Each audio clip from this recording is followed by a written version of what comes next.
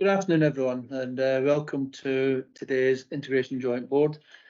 For those of you who know me, everyone should, I think. I'm Andy McFarlane. I'm going to be chairing today's meeting. Before we get started into meeting, we'll go through the formalities, please. If I can remind all members that meetings are recorded and will be made available for public view on the DGHSCP website, and the recording will be published within the next 24 hours. In relation to meeting etiquette, members are asked that if they would like to ask a question or be included in the conversation, raise their hand icon, if they're online, and if you're in the room, then just raise your hand and we'll try and get to people in order that they wish to contribute. If members in person, please raise your hand. Can I ask all members who are remotely joining the meeting to have cameras on and microphones off unless they are speaking? This allows members to ensure there is engagement and participation into the meeting. I think it's important to have positive engagement and robust challenge, so everyone really is encouraged to be involved. If we identify any members who have joined the meeting after it started, if we could get a note of their details, please. And likewise, if you leave the meeting, if you could write in the chat so that we get that. This allows to ensure accuracy at all times. Could all members who are submitting their apologies for any meeting of the IJB, not just the main meetings, but the committees as well, please ensure that they advise the chair of the meeting and that the business support team who will be substituting for them in the meeting to ensure they receive all the necessary paperwork ahead of the meeting. Can I please remind all report authors to assume that everyone has read the reports prior to this meeting and that they are not required to provide a detailed update at this point. Okay, if we can have apologies, please, and notifications of substitutes. I've got apologies from Julie White, Interim Nurse Director Mark Kelly. Gail Meyer is deputising. Sorry, Julie White, I believe. Have we got Nicole substituting? We haven't. No, anything Chair will be delegated to David or I to take forward. No problem. Interim Nurse Director Mark Kelly, Gail Meyer deputising. Thank you, Gail. Local Authority Staff Representative Anne Farrell, NHS Vote Member Rihanna Davis-McCrory, Local Authority Vote Member Dennis Merrill, who is Andy Ferguson here as his substitute. Any other apologies? Stephen Morgan and Rebecca Aldrich is in attendance for him today. Excellent, thank you. Thank Rebecca. Substitute. Thank you, Jim. Any declarations of interest? There have been none notified prior to this meeting.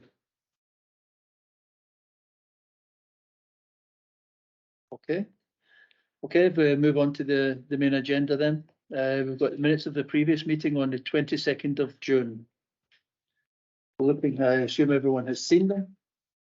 There are a number of points that came up, but can we get a proposer and a seconder, please?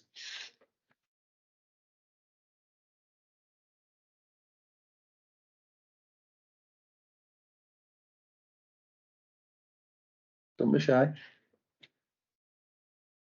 At that meeting, we had Kim Dams, Ian Carruthers, Gwilym, Rihanna, Chrissy, Vicky, David Slater, and Paula Stevenson.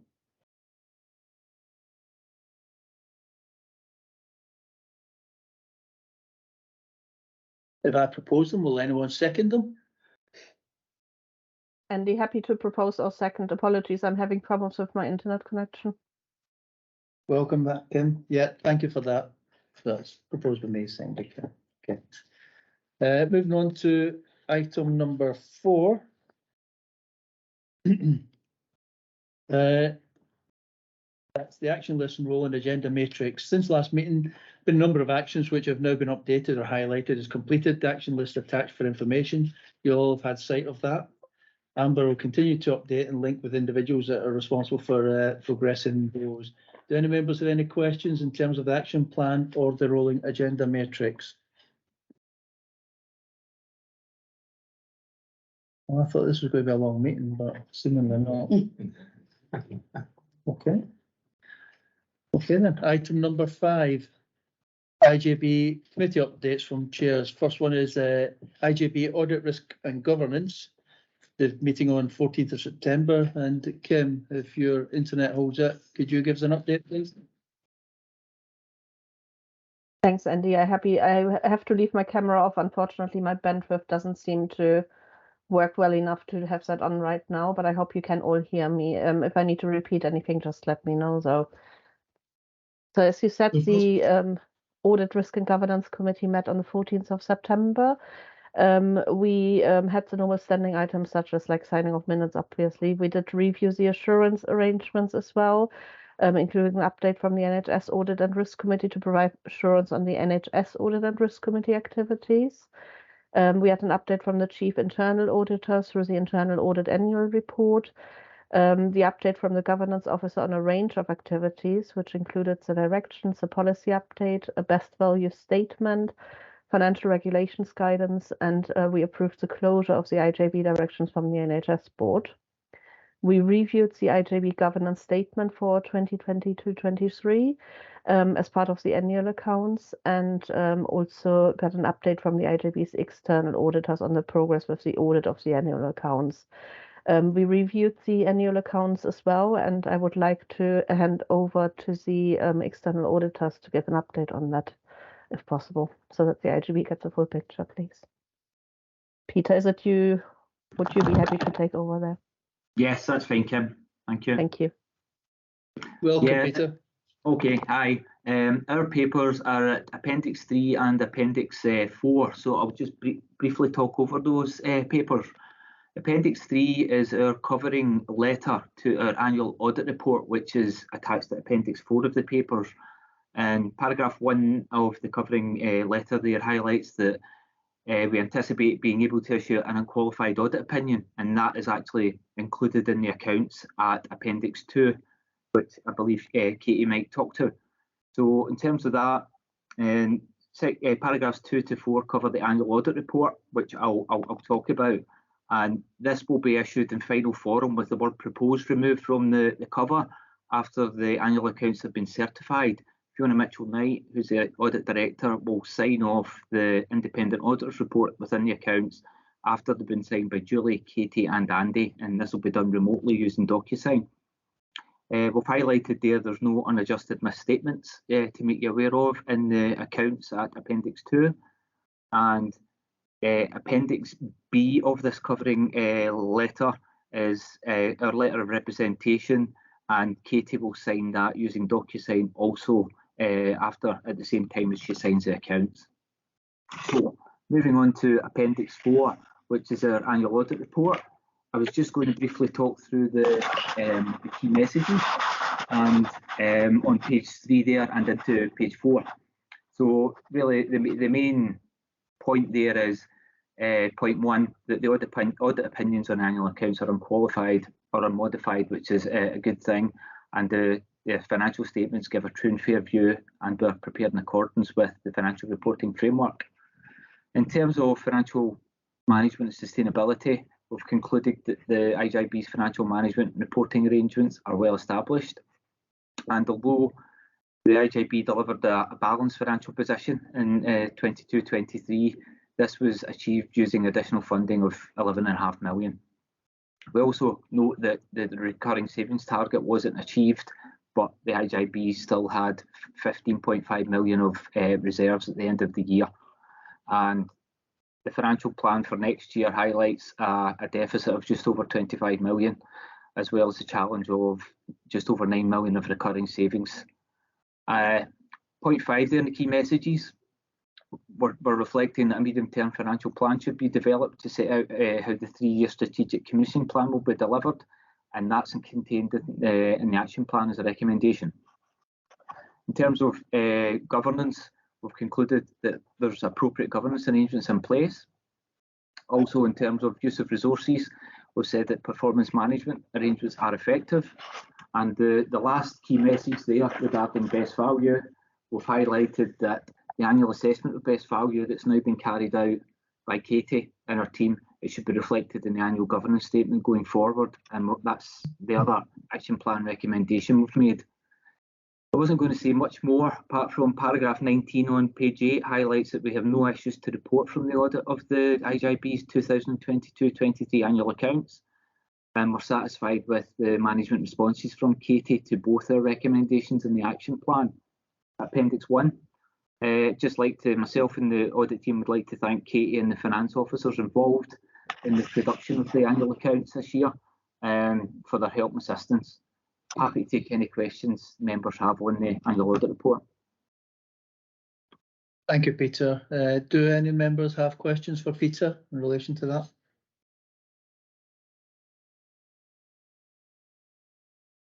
Well, you obviously did such a thorough job, Peter. Everyone fully conversant with everything. Kim, Thank do you you. have anything further?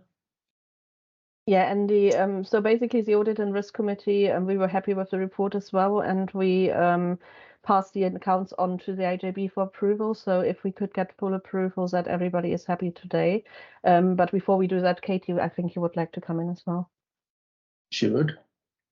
Yeah, I mean, just again to kind of acknowledge the work of Peter and his team on the audit process. It's always a slightly more challenging year, the first year with new auditors. So I think we've worked well together.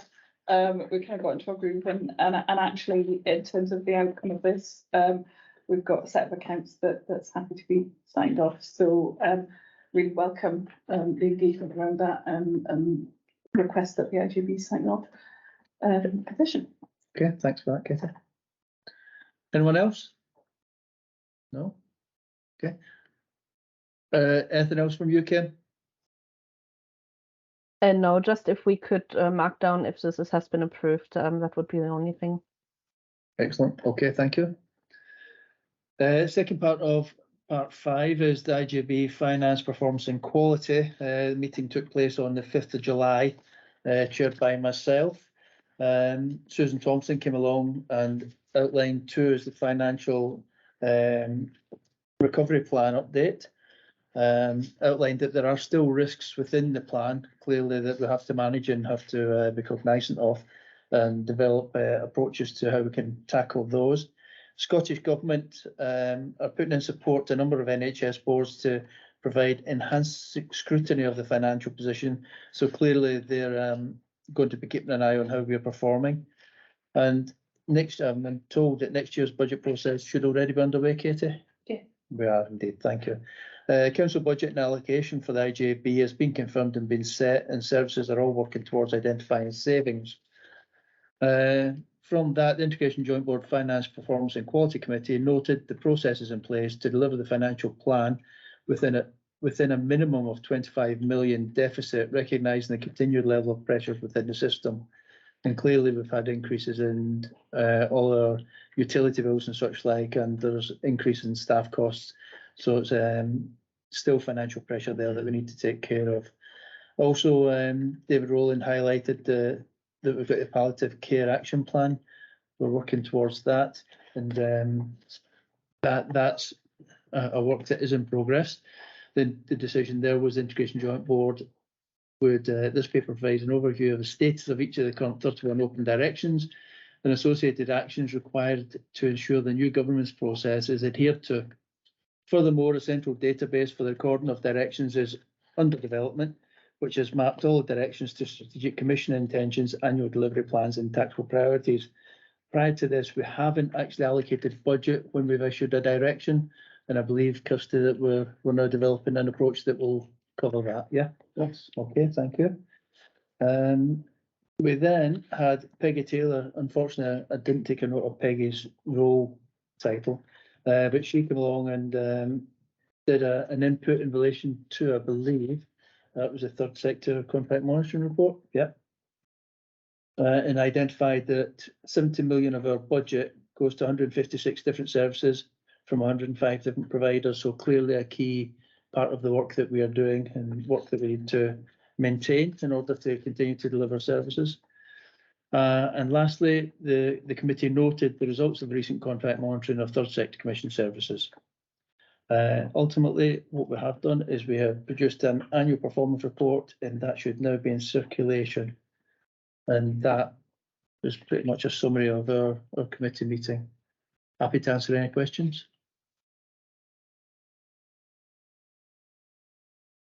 No? Okay. Yes, Oh, yep, Norma.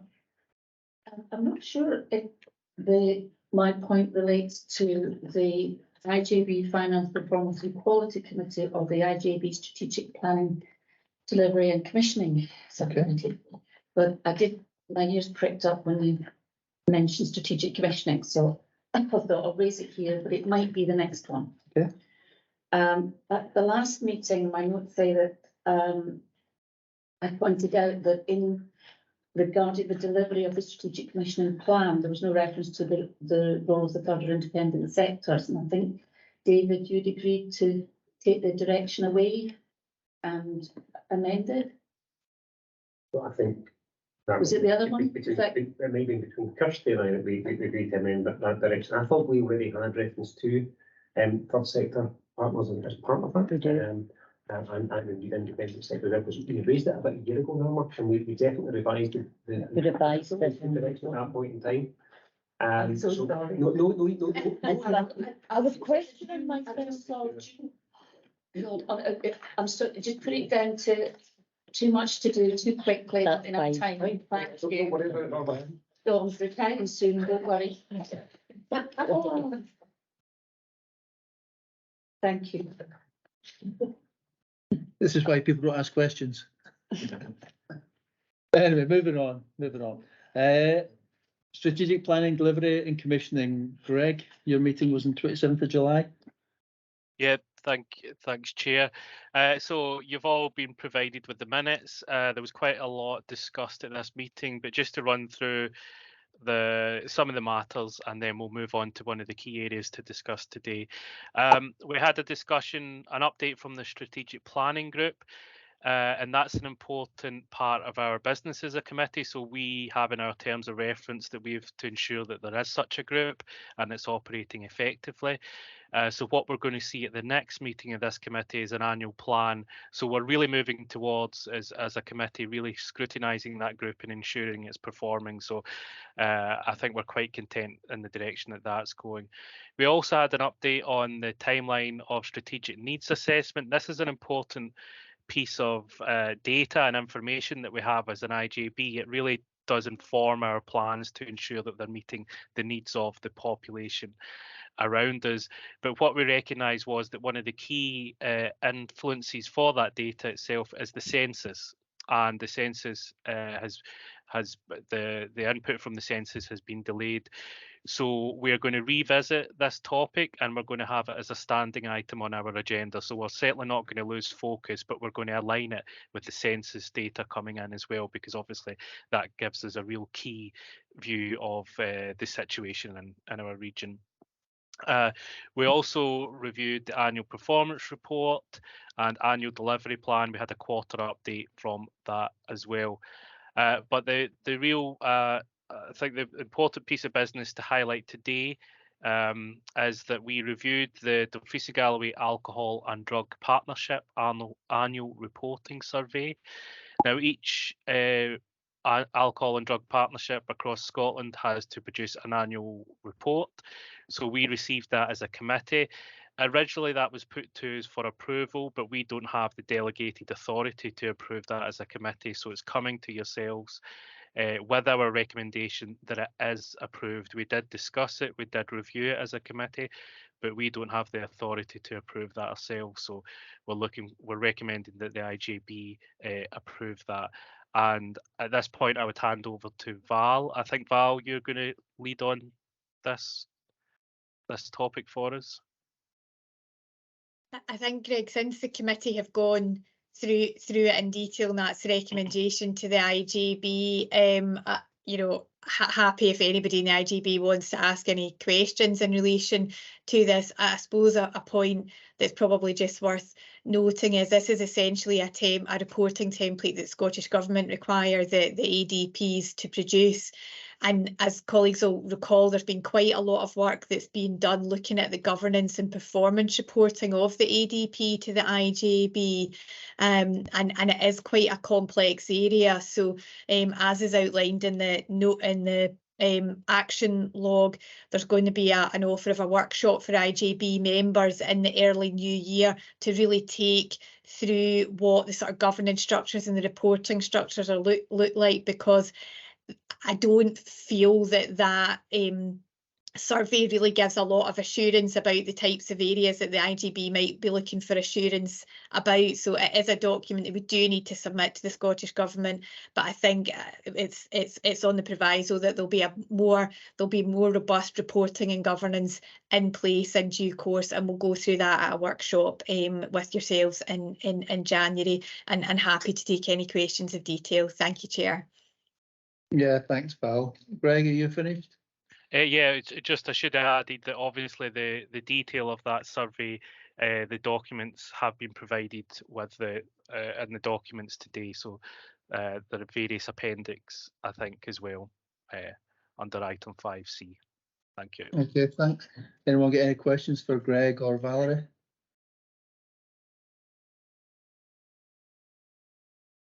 Valerie, you've expressed a concern in relation to the report for the ADP. I believe I was at that meeting and we identified the fact that the committee didn't have the delegated authority and hence it had to come here. But I do realise that it's running late. They were required legislatively to have that submitted before now. Are we going to be in a position to make sure that's overcome next year? Yeah.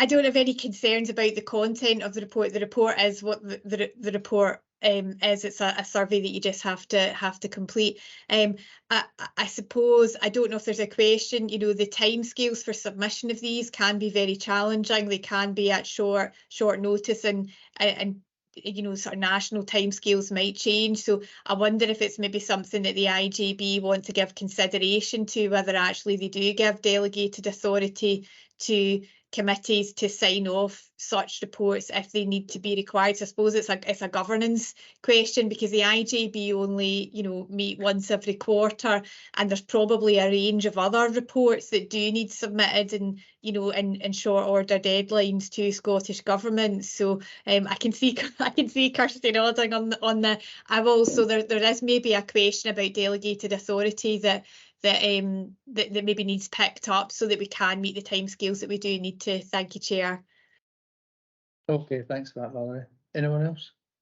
Oh, Katie. I think just picking up that point about the governance piece, Kirsty and I had a conversation this morning that we're probably a year into our new committee structure, and we probably need to just think about a re-review of that anyway, in terms of reflection of how things have worked over the last year, what kind of changes we want to make, and those kinds of things where I think it's appropriate to delegate bits of authority to committees. We could do that as part of that process.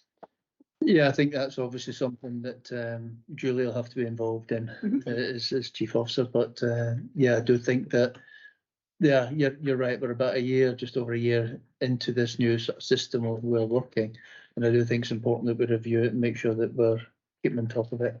We also need to be very clear that if we are going to delegate, what we're delegating to who and what sort of circumstances, because what we also need to appreciate is that, you know, our committees have got 4 members in, which is a very tight sort of number, I think.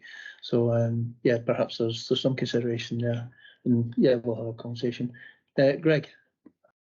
Yeah, I welcome that discussion, so happy to support that as needed. It was just a minor point for when we're thinking about things like minutes and around this area, because it's referred to as ADP, so Alcohol and Drug Partnership, but we also use that for annual delivery plans. So we use ADP for the annual delivery plan. So it can easily get quite confusing. So we just need to make sure minutes, and when we are talking about it, is quite clear as well, because I quite often get confused. So yeah, need to be clear on that. Thank you. Yeah, thanks for that. Okay. Anything else from anyone else? No? Okay. Next item should be Ian Carruthers, but I don't believe he's with us today. And neither's Rihanna, who was the vice chair. So Right. But it does say presented by Laura Boyce, but Laura Boyce isn't with us either. yeah, this is the maternity one. Again, sorry. Laura Boyce will be coming in for the maternity update. I'll just give her around.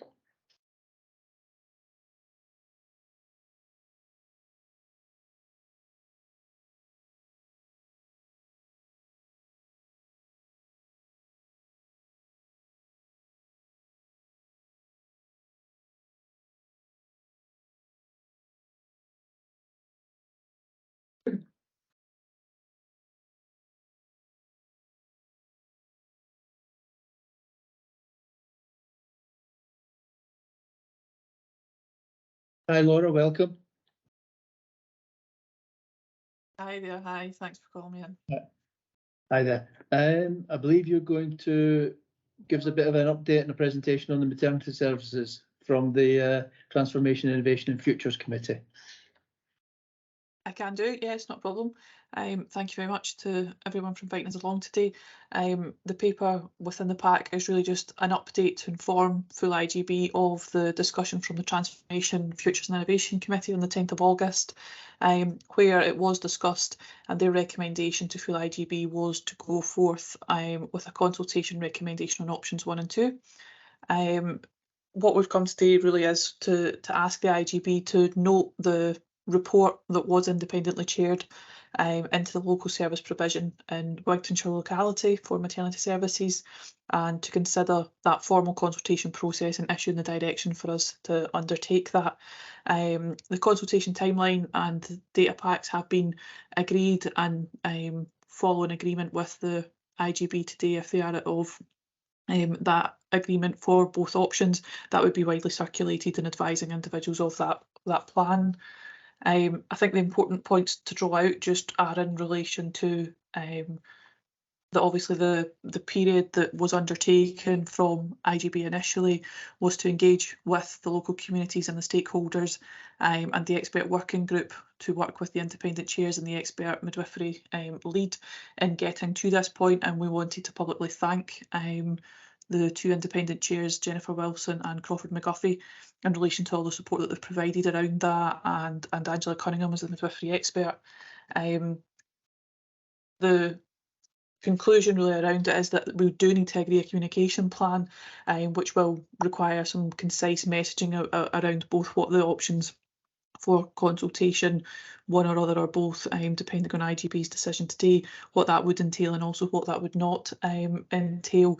And we have to follow the robust consultation guidance, which we do intend to use multiple methods, which were very successful in reaching the wider population in the Wigtonshire locality during the engagement period. And we have also recognised that there are resource implications. So today it has been funded from the Women's Children's Sexual Health Directorate, but there are also resource implications to be considered within the financial framework of the report moving forward for the IGB.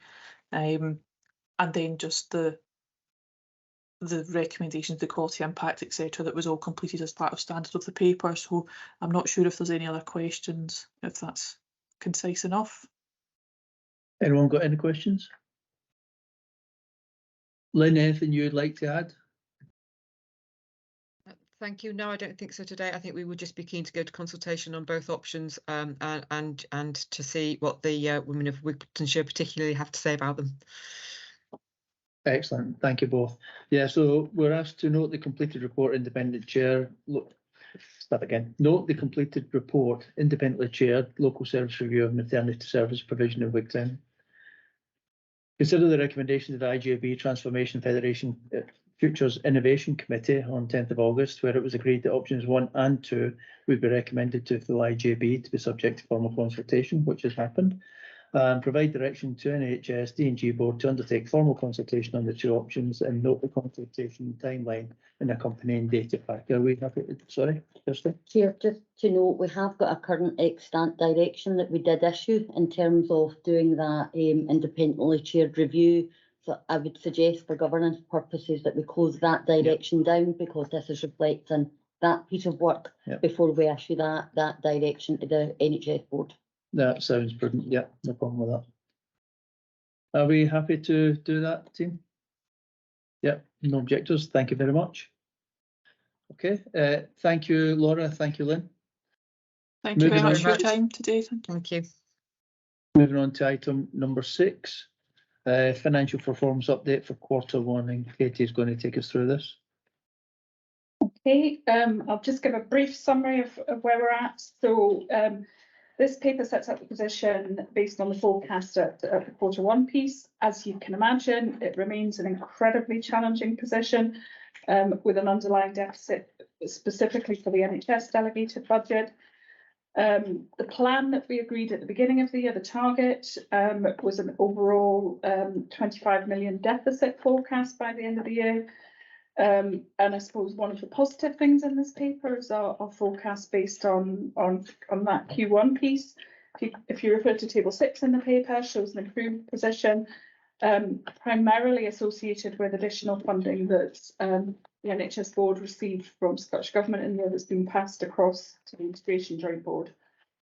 I think talked a little bit about the NHS board in receipt of what's been described as tailored support from Scottish Government, and what I've shared with you within that paper is Appendix 1, which sets out the various phases of that tailored support and where we're at this moment in time. We've got a further catch up with Scottish Government in the next week or so.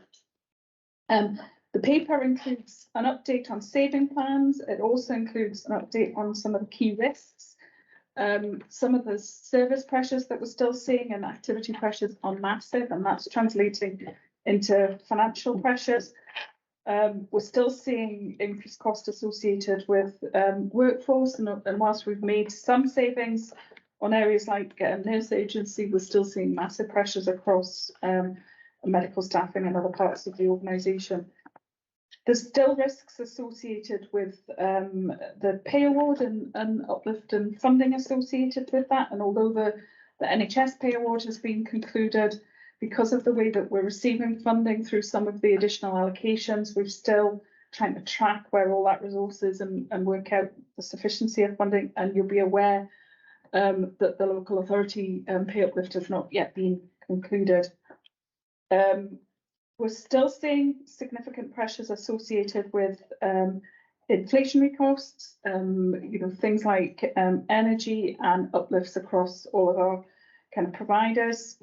One of the interesting things we've seen about this building, for example, is that whilst we've not seen the same increase in price this year that we anticipated, we have seen some significant volume increases. So that in itself is creating a pressure of somewhere up to about £500,000 a year. So a lot of discussions ongoing with Highwood Health through the Energy Group to see how we can maximise any kind of efficiency in year, particularly in terms of both air conditioning and heating within the building, which you can imagine is a challenge. We are kind of holding our reserves to use to help the in-year balance of the position, and some of that was planned at the start of the year.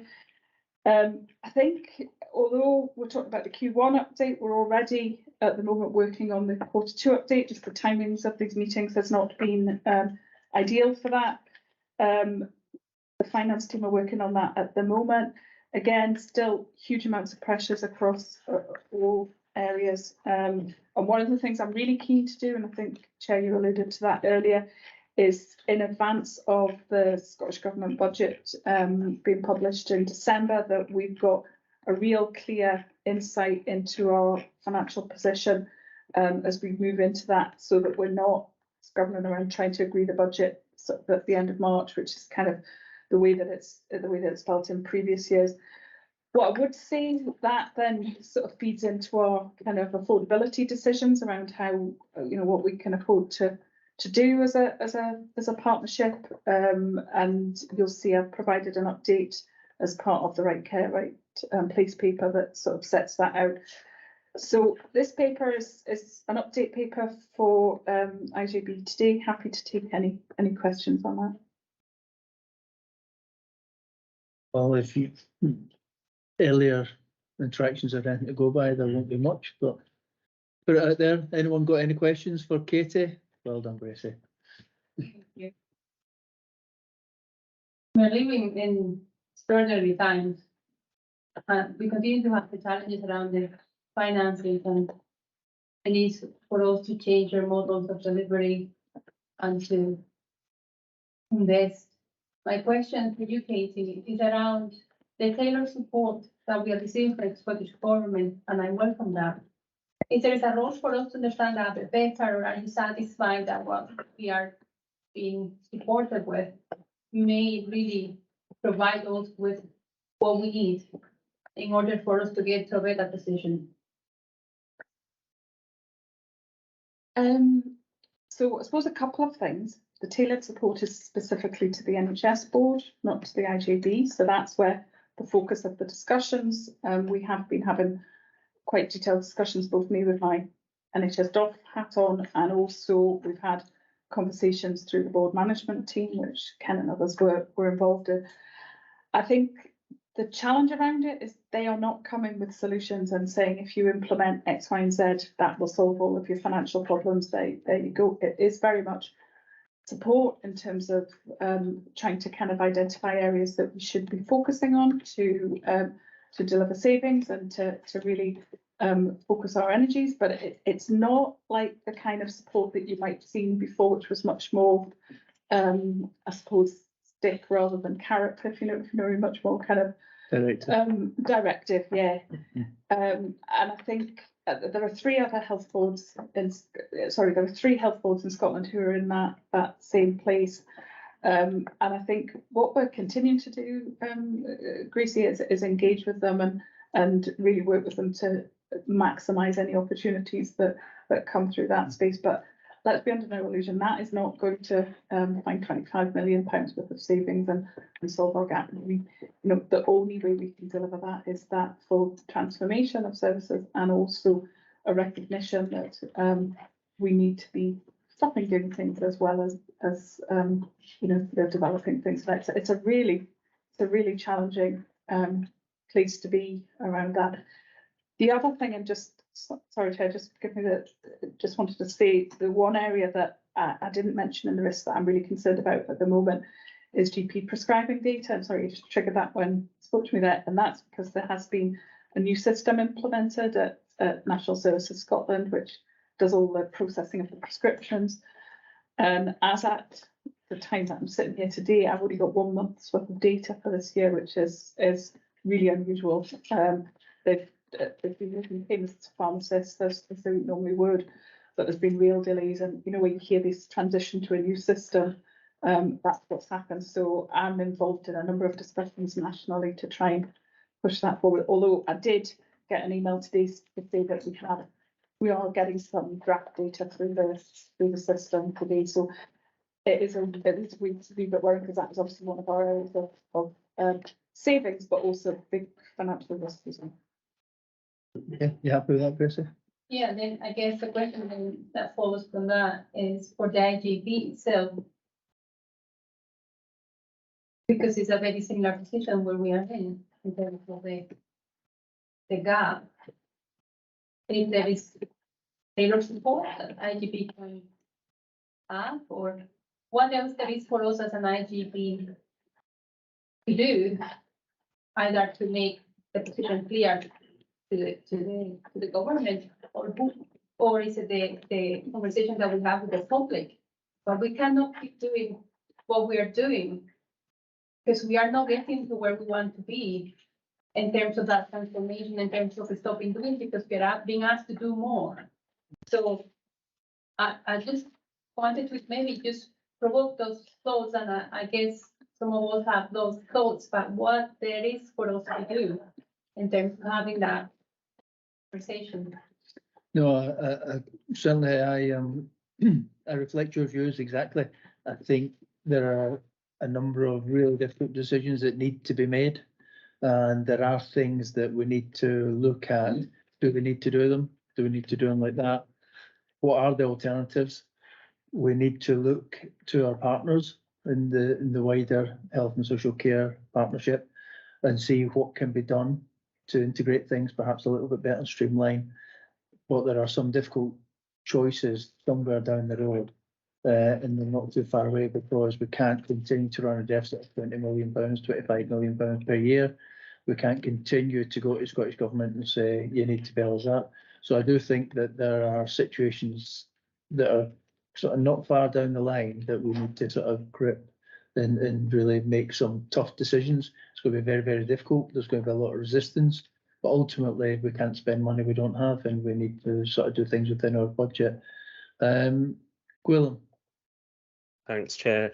My question just relates to the tailored support letter, and it talks in there about closing off the stage 1 diagnosis and then moving into planning, delivery and implementation. I was wondering if there's a timescale related to those stages that the Scottish Government is is considering or is communicated? No. No is the answer to that, Rod. They did set out in the original letter a timescale, but it was kind of unrealistic in terms of, so I think we should have done it all by now kind of thing. So we're having to manage it based on the level of capacity that we've got around this. My guess is it's a generic letter that's going out to all IJBs.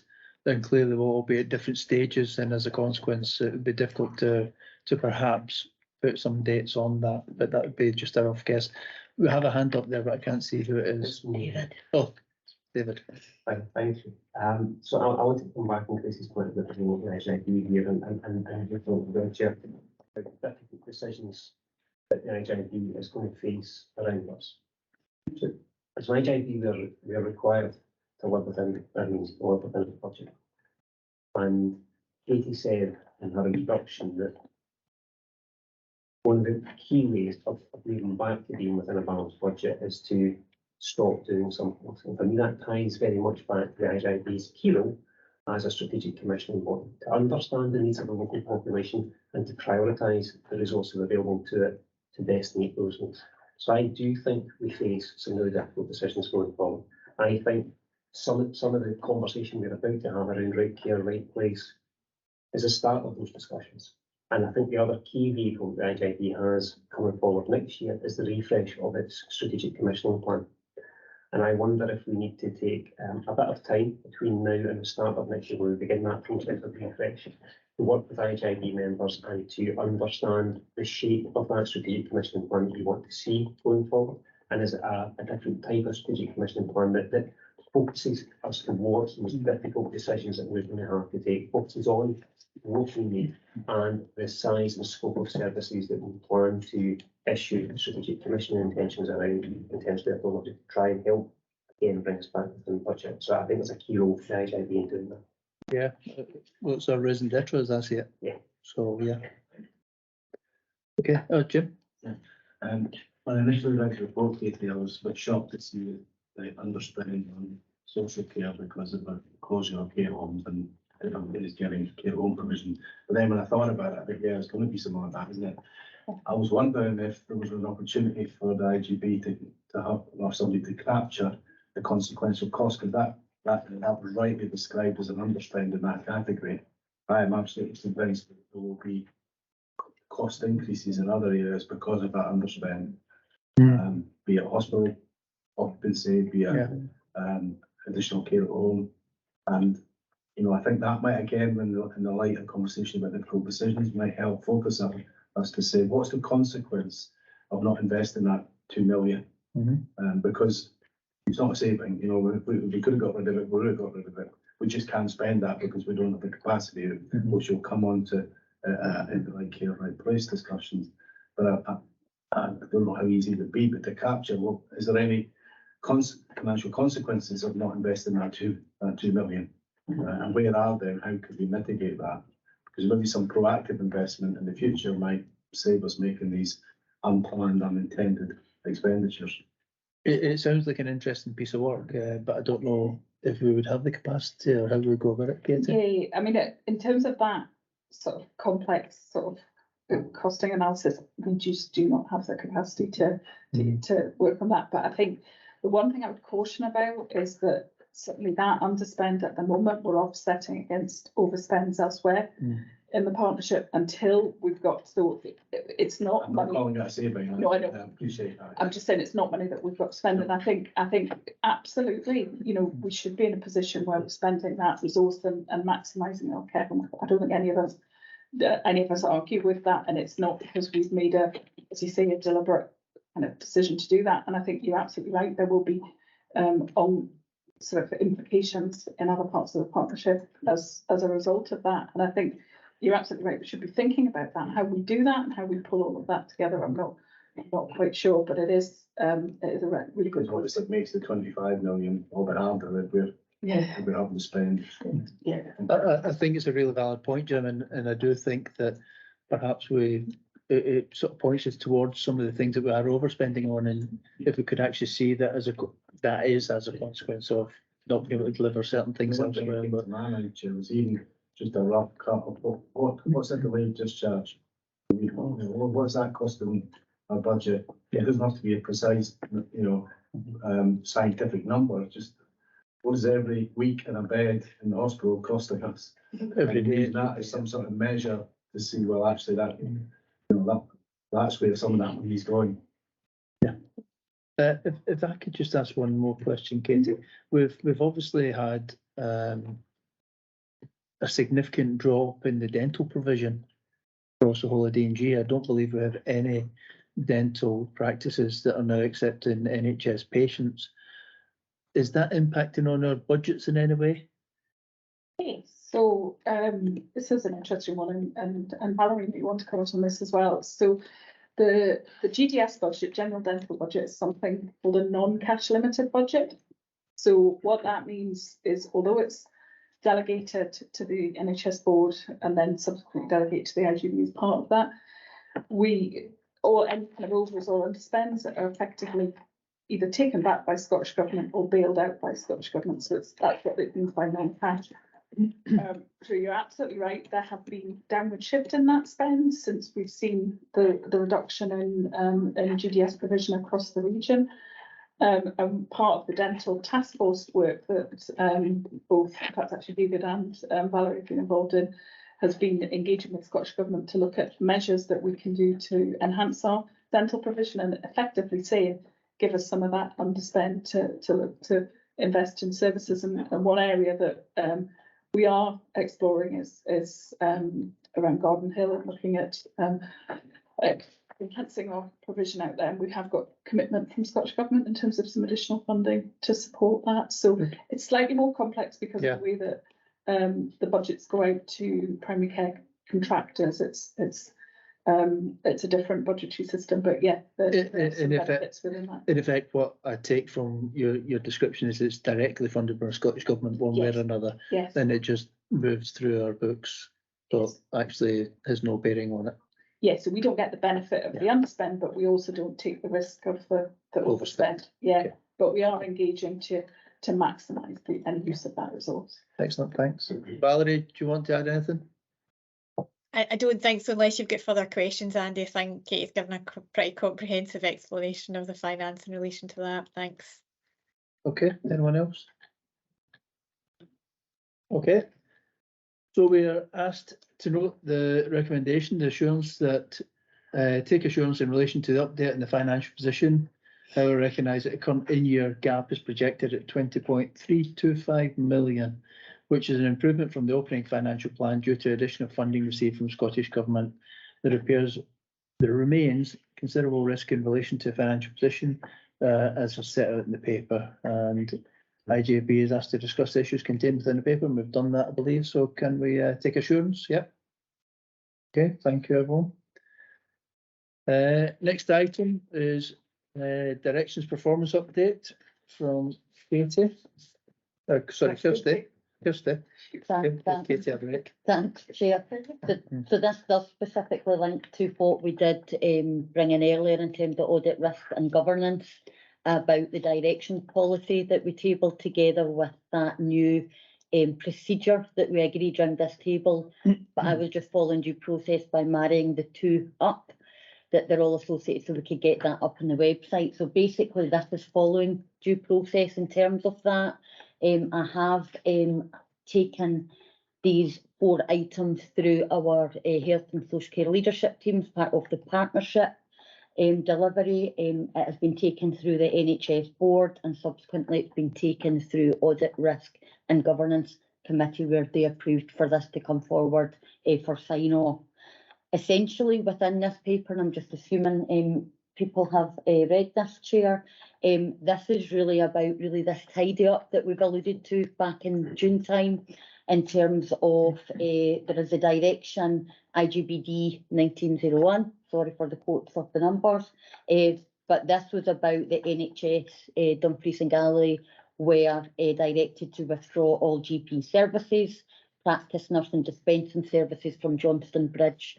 So basically what this is doing is providing you with evidence of that letter of closure which has been approved by the NHS, that they feel that that was evidence enough to close this off. And it's really for us, if approved, to close this off. We will then give direction to NHS board that that's concluded. Okay. Secondly, we took in the discussion on IGBD 1705 in terms of transforming Wigtonshire programme, that has now been superseded by the IGBD 2114, which is the home teams work as a regional approach to transformation, together with what we've actually just talked about in terms of the maternity work out in Wigtonshire. So we would suggest that that is a direction given out to say that that's been superseded by those two extant directions. The third one that we've got in here is the IGBD 1706, which is where we were given the direction to develop a service planning framework, which was done by our strategic planning colleagues. And that is in Appendix 2, by way of evidence that we have done that. The NHS board, etc., have signed that off as well, as they feel that those needs are met. So that is just the evidence for us that that has been done. The last one you'll be glad to hear is the IGBD 2202, which is the Partnership Delivery Plan, which you heard alluded to as the ADP, which is the Annual Delivery Plan, together with that medium-term plan for the next 3 years till 2026. So basically what's in there by way of evidence is that sign-off from Scottish Government, from John Burns, to evidence that we've actually done that, and we continue to monitor and manage that through our parties in terms of the delivery of what we've outlined there. Thank you, Chair. Excellent, thanks for that, Kirsty. No, I do think it's really important. I mean, what we're doing is we're making our process a little bit more robust. Where something's been started, we're making sure that it's been concluded, or if not, we'll find out why not, and then deal with it from there. So I do think that's a good piece of work. Thank you very much. So we're asked to approve, following the approval at NHS board on the 14th of August, the Integration Joint Board is asked to approve the closure, or that extant directions have been superseded and that the appropriate evidence has been provided. I think Kirsty's outlined that, unless there's anyone want to speak to the contrary. Okay, thank you for that. And just for saying, Andy, sorry, I thought the Wigtonshire programme was actually a joint programme between the NHS and local authority. Yes, absolutely. So the council would have to sign it off as well, yeah. Just the NHS. Yes, so I've actually picked up a discussion with Stephen Morgan on that particular subject, so we follow that process as well, same as we do for the NHS board, Andy. Right, okay, thank you. Thanks for that, Andy. Yes, we need that clarity. Absolutely. Indeed. Okay, moving on then. Item 8. Before we start that, do you want to have a quick comfort break? Yeah. Everybody happy with that? What time we've got? We've got 6 minutes to get back. Grab a coffee and come back. Thank you. Okay, folks, welcome back. Hope you've all managed to get yourselves a drink. Moving on to item 8, which is Right Care, Right Place, intermediate care. David Rowland, Viv Gratian and Stephanie Mottram are here to assist us today. Well, it's an intensive 10-month service redesign programme. This paper presents the outcome of the Right Care, Right Place bed-based intermediate care programme. That's not concise, that is it? Comprising a number of points which are included in the introduction of the paper. Also set out as a series of recommendations and need for directions to move forward, implementation of year 1 proposals and progress, medium and long-term delivery. I'll pass over to David. Thanks, Chair. I'll just say a few words by way of introduction around the background around process and around the designs that we're asking for today before I hand over to Viv to introduce the paper. And I would remind IGIB members that this piece of work has its origins in a decision that the IGIB took to review its base a little over 18 months ago. And that was part of a three-pronged approach to transforming our community health and social care services. So how we secure and deliver bed-based care in our local communities, very much alongside how we deliver and we realise the benefits of the whole team development, so how we modernise our care and support at home, all of which are intrinsically linked and helping us deliver it and to support people to work well for longer. I think this has been a really, really complex piece of work, and I want to pay tribute to everyone who's been involved. And I absolutely want to start by paying tribute to the members of the public who have come out in numbers to engage with us through the participation in the event and through the consultation events that we've had as well, and indeed those who participate in the online surveys, give us feedback, advice, guidance and input along the way. I do, of course, want to pay tribute to my own team who have led this piece of work since October, but I also want to mention what Steph and her team have done, and that Katie and her team have done, and that David Bryce and his team have done to help us begin to plan for, subject to a decision today, how we begin to move this forward operationally. And I think it's a really good example of where strategic planning and operational delivery begin to come together and work really, really effectively. In terms of the process, I would probably want to use two words to describe the process this afternoon, and those words are rigour and objectivity, and I hope both of those are important words for the NHIB to hear. I think the process has been particularly rigorous in terms of the extent to which we have sought participation and engagement, and then subsequently consultation with members of the public. We have been across the airts and perts of the police in Galloway. We've held a number of sessions with the public, with staff, with general practitioners as well, to really get underneath their ambition of a local area, to hear some of their fears and concerns about the future of service delivery, and to bring that to you to inform your decision. I think it's been particularly objective in terms of the analytical approach. We took the understanding that population need as well as community aspirations. So the data pack that we produced and presented to you back in March is absolutely key to that. The bed modelling work has been key to us understanding in the short, medium and long term what it is we believe we need to have in place to meet that need going forward.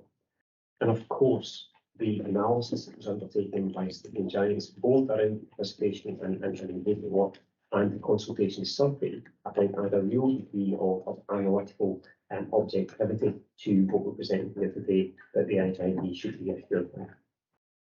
In terms of what we're looking for decisions on today, I'm going to start with what we're not looking for. We are not looking for a definitive decision on the future of cottage hospitals, and I think it's really important that we get that out on the table today, because there has been a little bit of confusion around that. Rather, we're looking for a decision, subject to discussion and debate, that we continue with the temporary closure of the inpatient facilities at the 4 cottage hospital sites until such times as we can conclude the work with the local populations to understand the role that those sites may play in the future delivery of health and social care within their local area. At the same time, we are looking for a decision on the year 1 commissioning plan so that we can respond to those ambition and aspirations that we heard from local people about seeing things like palliative end of life care, step up care for assessment, treatment, care planning and return home, and step down care for rehabilitation prior to going home from the hospital, so that we can begin to put those in place as of the 1st of April next year. And they seem to very much respond to what local people have told us.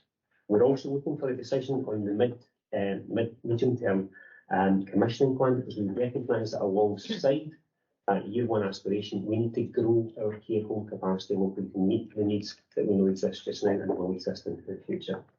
And we also need to do work to reframe our rehabilitation and model locally to make sure that it's fit for purpose for the future and makes best use of all the facilities available to us. And we're looking for a decision to support that, and a decision to work with council colleagues so that we can begin to define and explore and then deliver new models of housing that can help meet those needs in the future too. So with that, I'll hand over to Viv to talk through the detail of the paper, and then we can perhaps open it up to discussion and debate. Thank you. Thanks, David. Just for some colleagues who maybe on screen that I've not met before, I'm Viv Gratian, and I lead the strategic plan and commissioning team under David's direction. I'm really happy to be able to bring this work forward to you. As David said, lots and lots of people involved in it.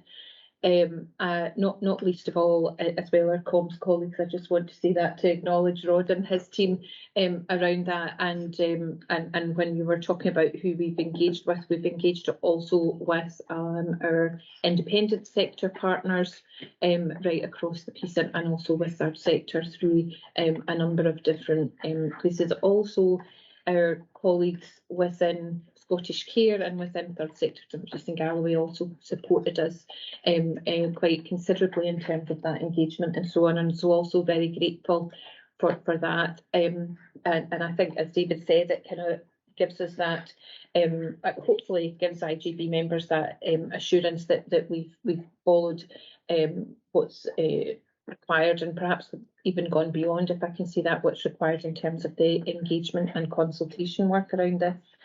And certainly would just point out that within our statement of consultation, we've got a kind of statement of support from Healthcare Improvement Scotland, who previously were Scottish Health Council, who really recognise the efforts that we've gone to in Dumfries and Galloway to make sure that we're taking account of everybody's views and people have had the opportunity to be able to get involved. I suppose just the other thing, just kind of highlight in that context, I think it was Gracie earlier in terms of talking about the financial situation, about the status quo not really being sustainable for us across the health and social care system. And I think that certainly in terms of what we're seeing in the community, and I'm sure that Steph would back that up too, is that we're in a position where we're not meeting people's needs. People's care is very much in the wrong place, and not necessarily at the right time in their journey. We heard from lots of people when we were out about examples where things have perhaps not gone as well, or where they've had some real difficulties in terms of staying connected with their loved ones in their communities and what have you. So I think really telling that what we got from our first kind of period of engagement was a really strong message about the need for there to be care and support available within people's communities and connected to their communities, and involving people that they know locally, whether that's their own family who work within their local areas, or folks that live up the street or what have you that was around that. So that kind of local nature of what we're talking about was kind of the primary outcome from that. So having said all of that from there, what we've done within this paper, which I make no apologies for the fact that it fills a full folder in terms of what's there, because it is an awful lot of work, but we've tried within that cover paper to pull the sort of main threads together. Also, just to reassure you that the paper itself has been considered by a range of different professional committees, operational teams, our finance colleagues, general management colleagues, right across the region as well, so that we've had, and certainly through the leadership team too, and there was quite a lot of feedback from the first draft that we had, and we had an opportunity to have some discussion around it. So what's coming to you has been talked about in various different fora and had input from lots of different people. So stop fapping about if that's what I'm telling myself now. So what we've laid out in here is obviously an overview of all the work that David alluded to over since January 2022, actually, was when that first discussed about the review of community beds. We've the definition around bed-based intermediate care that was agreed by the Integration Joint Board before we went out, we've refined that slightly based on feedback from partners and from the community, to be much more clear, provide a bit more clarity about what it is that we actually mean in terms of that sort of service. We're describing the flexible model that we shared with you before we went out to consultation, in terms of that ambition to keep things close to people's homes, the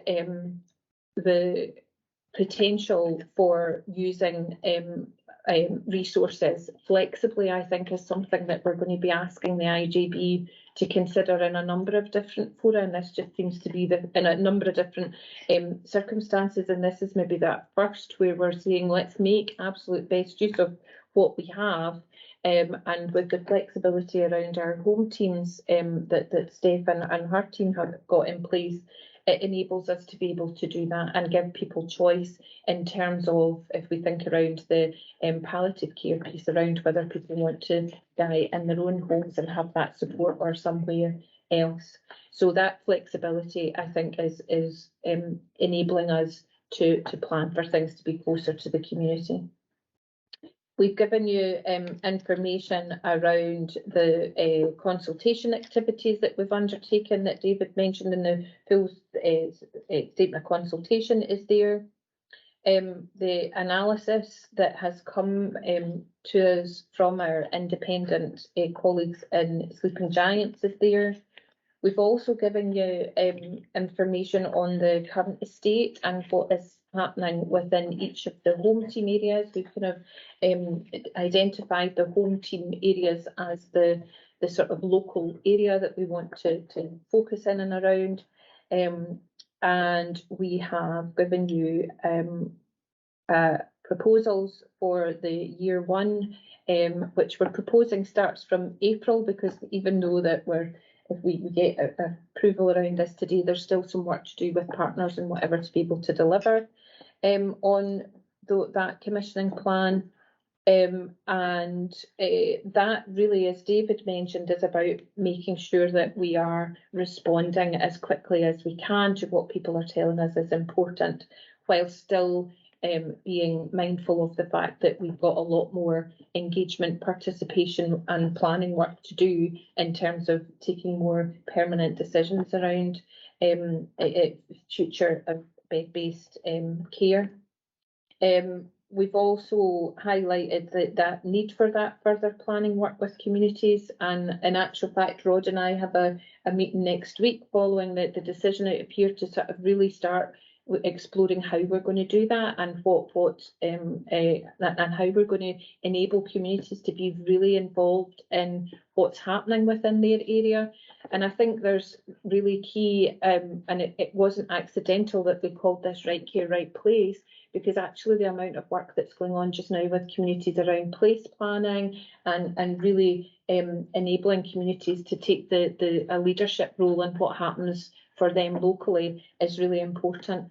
And I think there's, as part of our conversations with the public and with our stakeholder colleagues, there was very much that commitment that this is the start of where we are with this. We'll look at what we can do, but actually when it comes to more substantive decisions around the Integration Joint Board table, that they need to absolutely be comfortable and participate in being involved in that. We've also given, again, as David mentioned, there's obviously, and Jim helpfully I think too said earlier in the meeting, about some of the challenges across the care home estate that we've seen in Dumfries and Galloway, not just most recently, but quite a significant reduction over the last 10 years. So really outlining at the start of how we're going to grow that capacity, because we know from the modelling that we have that there is going to be a need for the longer term residential and nursing care going forward.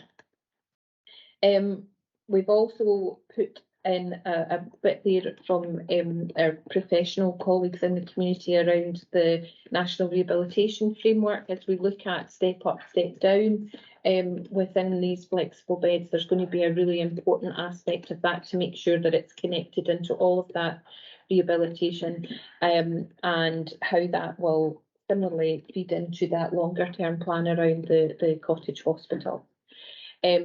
And Katie and her team have provided a financial framework around year one. Obviously, whatever we're going to take forward beyond that will require further work in and around the financial impact against that background, the context that Katie just shared with you earlier. So that's all of the information that's in the paper, and I suppose one of the key questions for me and that we're putting forward to you is to make sure that you feel as an integration joint board that there's enough of that information, that you have enough of it, understand it to the level that you'd like to, in order to make the decisions that are being asked from you today. So within our recommendations, we're asking you to confirm that the process and the engagement and consultation is what you would like, and similarly noting the activities that we've had in that independent analysis. We're asking you to also approve that revised definition that we've made, that we think provides a little bit more clarity as we move forward with the planning. And then there's a whole raft of directions which I'm happy to go through and give a bit detail about if you're happy to spend that time. And also we've got recommendations at the end that are not necessarily within the gift of the Integration Joint Board to direct partners out with the partnership, but that we feel is really important for making sure that we continue on the right strategic direction around that. So are you happy for me just to really quickly, Chair, go through the direction? Well, I think if we should see if there's any questions up Sure. to this point, at this Sure. moment. Fine. I mean, I'm glad you made mention of the revised definition of flexible bed-based intermediate care, because I do think that if we can sort that one out just now, which to me it does make a lot of sense, but I think if we put it out to the board and see what people think, once we've got that done, we know what we're talking about when we're talking about flexible. Well, hopefully we know what we're talking about. Flexible bed-based intermediate care. So that's on page 8, 3.15. Any thoughts, comments? It's a slight variation, but I think probably more targeted, more specific in relation to what it says. Any thoughts? Anyone? Okay, well, in that case, sorry, got a hand up. Paula. Thanks, Chair. So did this new definition come from this consultation? Is this what the public said to be the definition of an intermediate bed? Thank you. Okay, so thank you, Paula. Thanks for that question. So I think it's come from the consultation, not just with the public. I don't think the public would get right into that kind of detail around that, but certainly around our partners when we were talking to them and reaching that sort of clarity with our operational colleagues as well about how we might take this forward. So the public generally comfortable that it's around the step up, step down, palliative care and potentially respite around that from there. And I think the clarity that we've provided is much more about as we move forward for implementation around that. But I see David got his hand, he might have more to. You happy with that, Paula? Oh, sorry, thank you, Chair. Yes, it's just, in a very public meeting, it's just to get public answers for the public so that we can move forward with this together. So yeah, thank you. Thank you. So I think really helpful to raise that point. And for me, the substance of the definition hasn't changed. The elements of service that the public want to see delivered, we are still committing to what we're providing. And rather than seeing a refinement of the definition, I'd call it a clarification of the definition. We've been really clear as to what our care home colleagues would be expected to do and to deliver for us, and what our home teams would be expected to do to supplement and complement that in a way that ensures people get the support that they need with those 3 elements of service. So I don't think it's a substantive change in that sense. David, you're saying we've been putting, is that your position at the moment? Because I wouldn't support that. And you've been very clear of what's expected of you, because I think that's what's maybe missing. Is that your aspiration for the next stage? So I think we're being clear in terms of saying that we are looking for 24/7 care and support in line with a registrant's current registration. I accept that pathways and types of support need to be further defined as part of the operationalisation of this. But I think we're not expecting care homes to do substantively different or provide a different type of service based on the types of individuals we're looking to admit in. I'm not so sure of that, if I'm being honest. I'm not so sure from this side of the fence that the impact on providers would be as you described. But I'll maybe go into that a bit later too. Well, is it not good that we should just deal with it just now? Rather than move on, Jim? Yeah, If you've got concerns, then yeah, I would say concerns at points I would like consider really, Chair, rather than major concerns. First of all, I really do welcome this review. It's been long outstanding. You know, I've been involved for over 15 years. I think this is long outstanding, and huge congratulations to the whole team that put this together. I don't think all the times on these forums I've seen such a comprehensive pack of information. So thank you for that. I suppose for me, it's about foundation, Chair. It's about, you know, anything you build new or you adapt or extend, you need to have a solid foundation. And if I've got concerns and points I want to raise, they're around making sure we're stepping off from the right foundation. And I just wanted to make the board aware of kind of where care homes are at the moment and where we can, as we step into this. And don't get me wrong, there's a real appetite to participate and to be involved and to contribute. I think we could contribute so much more than perhaps has been discussed today. You know, members may or may not be aware that at the state of the care home market at the moment, it's extremely fragile. 2 care homes per week are closing at the moment. Every week, at least 2 care homes are shutting down. across Scotland. Across Scotland, sorry. However, However, that trend will come to Dumfries Valley at some point. We have to assume if nothing changes. They're largely small and rural care homes. There are some big groups that are closing. They are less profitable homes. But the main thrust of this is small, independent family-run businesses that are no longer sustainable. The recent National Care Home contract settlement goes nowhere near to cover the exceptional costs that care homes have experienced in the last couple of years. COVID has brought additional operational challenges and financial challenges that's added to that. Operation Copper has seen an unprecedented number of managers and supervisors leave the sector. And that's where, if you have a death in your care home due to COVID, you will be subject to police inquiry. And that may or may not involve sitting in a police station under caution as a care manager. You can imagine it's not difficult to see why so many care managers are deciding another care route than that. It's not happening in any other health and social care area. And I feel the need to mention this to understand how fragile the care home sector is and as we go into this. You know, and especially in light of the financial challenges that we've got as well. And we talked about that earlier. Part of this is about diversification, and I do strongly believe there is diversification. You could say that care homes care for people at the end of life at the moment, but I think we're not delivering across the country a palliative care service that's best in class. It's what we would want for our loved ones, and I include my own care home in that. I'll be very honest about that.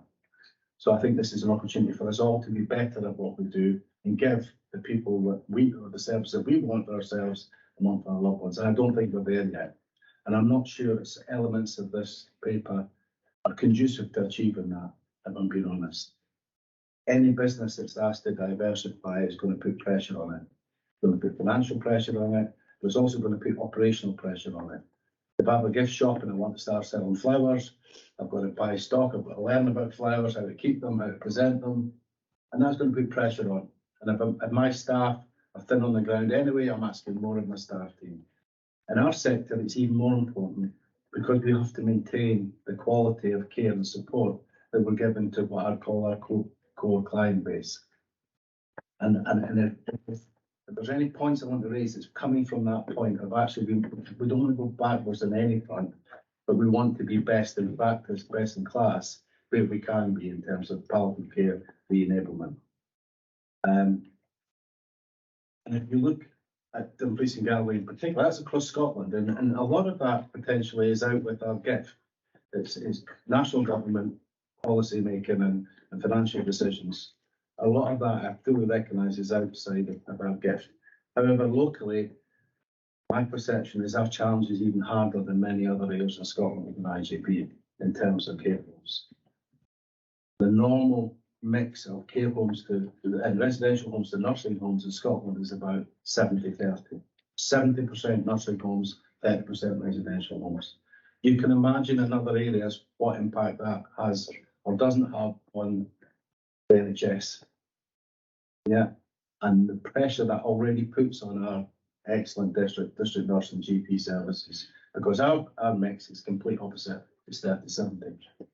So if we've got the magic answer to how we'll be able to do that, I'd love to know what it is, because we can spread it across Scotland and sell it across Scotland, because obviously residential care is much cheaper to deliver than nursing care.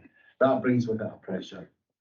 There's not nearly enough EMI beds. There's an ongoing challenge when we have people presenting in a communal living area with mental health challenges of getting them appropriately placed. And Gracie will, I'm sure, will back that up in the experiences that she's had in practice of getting people in an appropriate place. And many times people, we are not a suitable place in the communal living for people with significant mental health challenges. And we can't do the job for them. We can't deliver that best right care at the right place.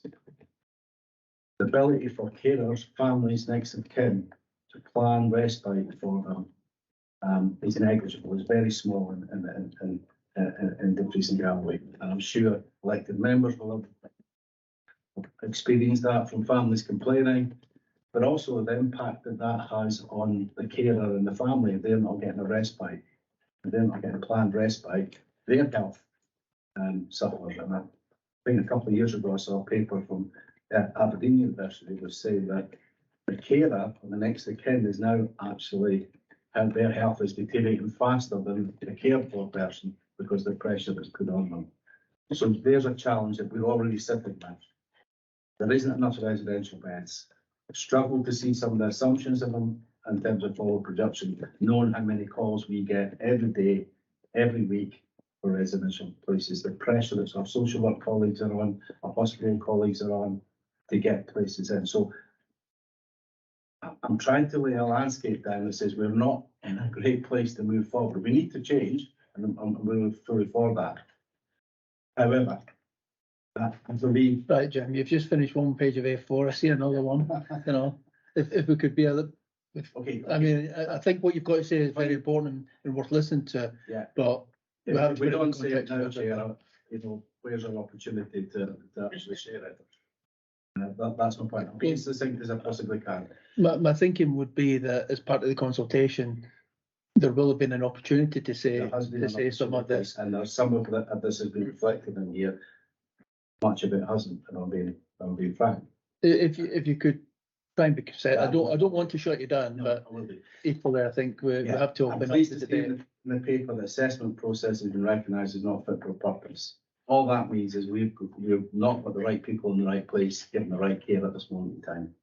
And I note on page 4 of the paper that recommendation for local authority to a consideration for local authority, mix of independent statutory care homes. And yeah, of course, that's an option.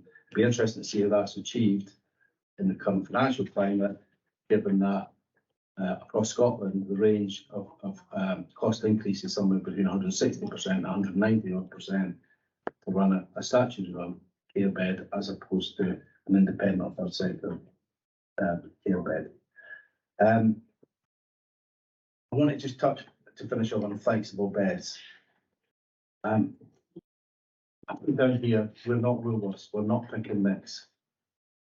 So not just as you would not in a hospital have a nurse asked to support a cancer patient, a child, an orthopaedic, a different mix of different needs in the same ward. It was extremely challenging for care homes on a small scale to say, well, that bed's for palliative care, that bed's for the enablement, that bed's for residential. Very, very challenging in my experience. And that's some of the operational points I'd like to get across. And I do believe there's an issue of scale here in terms of it doesn't matter what the IGP and what the commissioning pay, let's say me, for a palliative care bed. I cannot do a service if I've got 1 or 2 because I've not got the scale to invest in the staff, to invest in the support, to include families to do the job properly. I do believe that care homes can deliver this plan, can help to deliver this plan. I do think there's certain areas that we can consider. So, for example, the option to whether we go a mix of statutory and private. How about actually looking at the state we have at the moment and see what our care homes can do more to support the partnership? How can we upskill our workforce so that the home teams, who will be a valuable resource, are not getting overstretched and are not getting abused in what they do to support us, because we can upskill our workforce. So I think there are opportunities for us to increase that would be, I would argue, at a lesser cost than perhaps using some of our higher paid, higher qualified colleagues. I acknowledge the home teams are an important role to play, a vital role. Effectively, they're already doing that for every care home in Dumfries and Galloway, but they're not going to be available 24/7, and that would be unrealistic. So,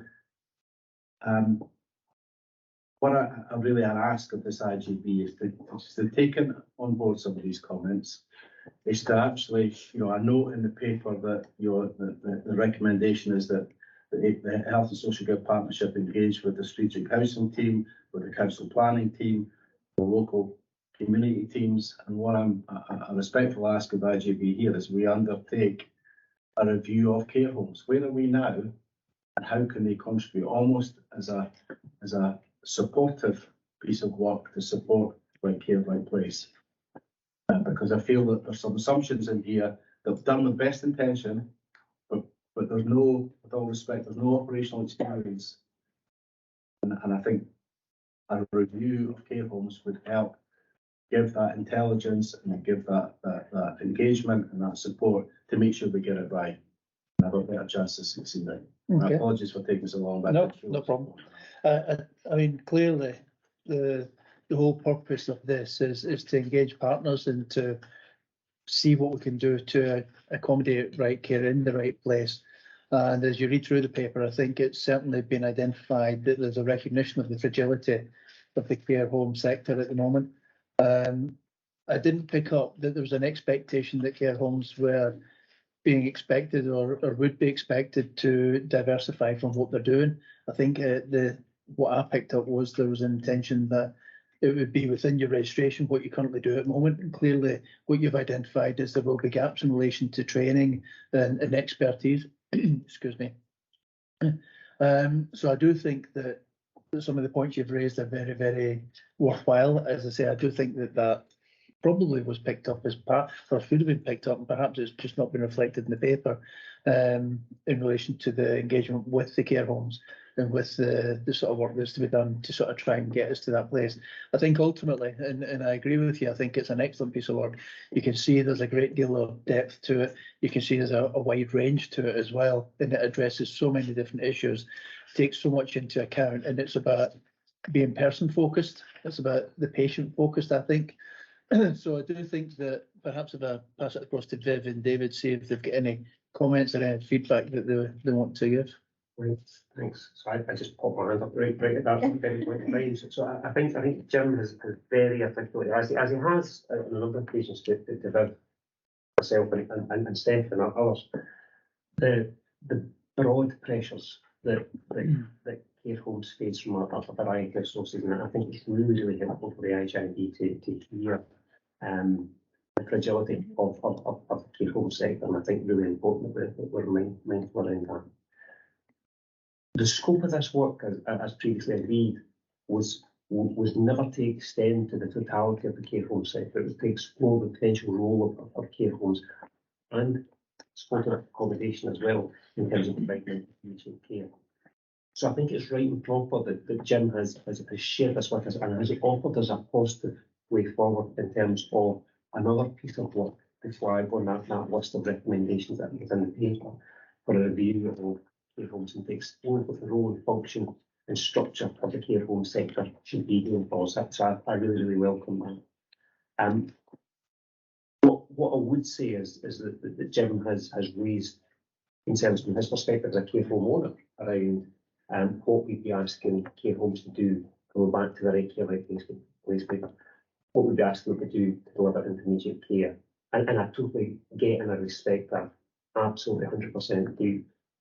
But equally, we've heard from other care homeowners who are seeing this as something they want to deliver, and they don't see it as being a stretch beyond what it is they currently do.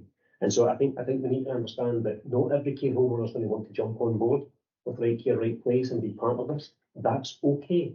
It's right and proper. People need to make decisions that are right for them, for their homes, for their staff, for their current residents, and we should absolutely respect that.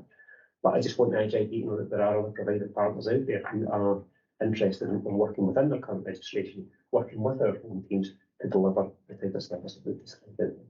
And as are we and others that have got concerns about this statement, we're just highlighting some concerns, might be too strong a word, but highlighting some flags that we would need detailed discussions on. Yeah. You know, just to finish off, I've said enough, but you know, you've asked for time to consider the role of community hospitals, yeah, and they're within your gifts, they're within your hierarchy. Something that's not so quite a diversified quorum of individuals and providers. I'm just asking for a bit more detailed work and a bit more time to make sure we get it right. Fully supportive of the initiative, the aims and the objectives, just have a desire to get it right, and mindful of the climate that we're in. It's more important to get it right. So I think to summarise, you're supportive of the paper in principle, but clearly there's work to be done in order to deliver it practically. Because we're at a strategic level here, so it's about what is the way forward. We're saying that this paper is a good way forward. However, there's work to be done, obviously, still to actually make it effective and implemented it. Yeah. Okay. Thank you. Thanks, Jim. Any other questions from anyone? Sorry, Andy, I forgot you. I'm sorry. Well, you gave me quite a lot, Andy. Sorry. We've slept since you last. Thank you very much. The trouble with following Jim, he covers half of what you want to say. Part of the problem I've got here, I'm looking at one of the recommendations and I'm picking it through. I'll start at the beginning, sorry. For me, it's an inspirational document, right, or aspirational document, rather than what's going to happen tomorrow. Right? Because quite frankly, Jim's right, we don't have the facilities, we need that, and I'm assuming that will be part of the next part of the process. Just for accuracy, in the reference in the page 5, the issue about planning.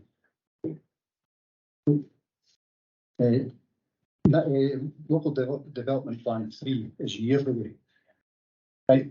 I think the National Planning Framework 4 is the current guide to what should happen, and we've just had a few things overturned. Where before using our local development plan 2, we made decisions in council planning, which have now been overturned because the National Planning Framework makes it easier. And if I can give you any indication, is one simple, very, very simple example.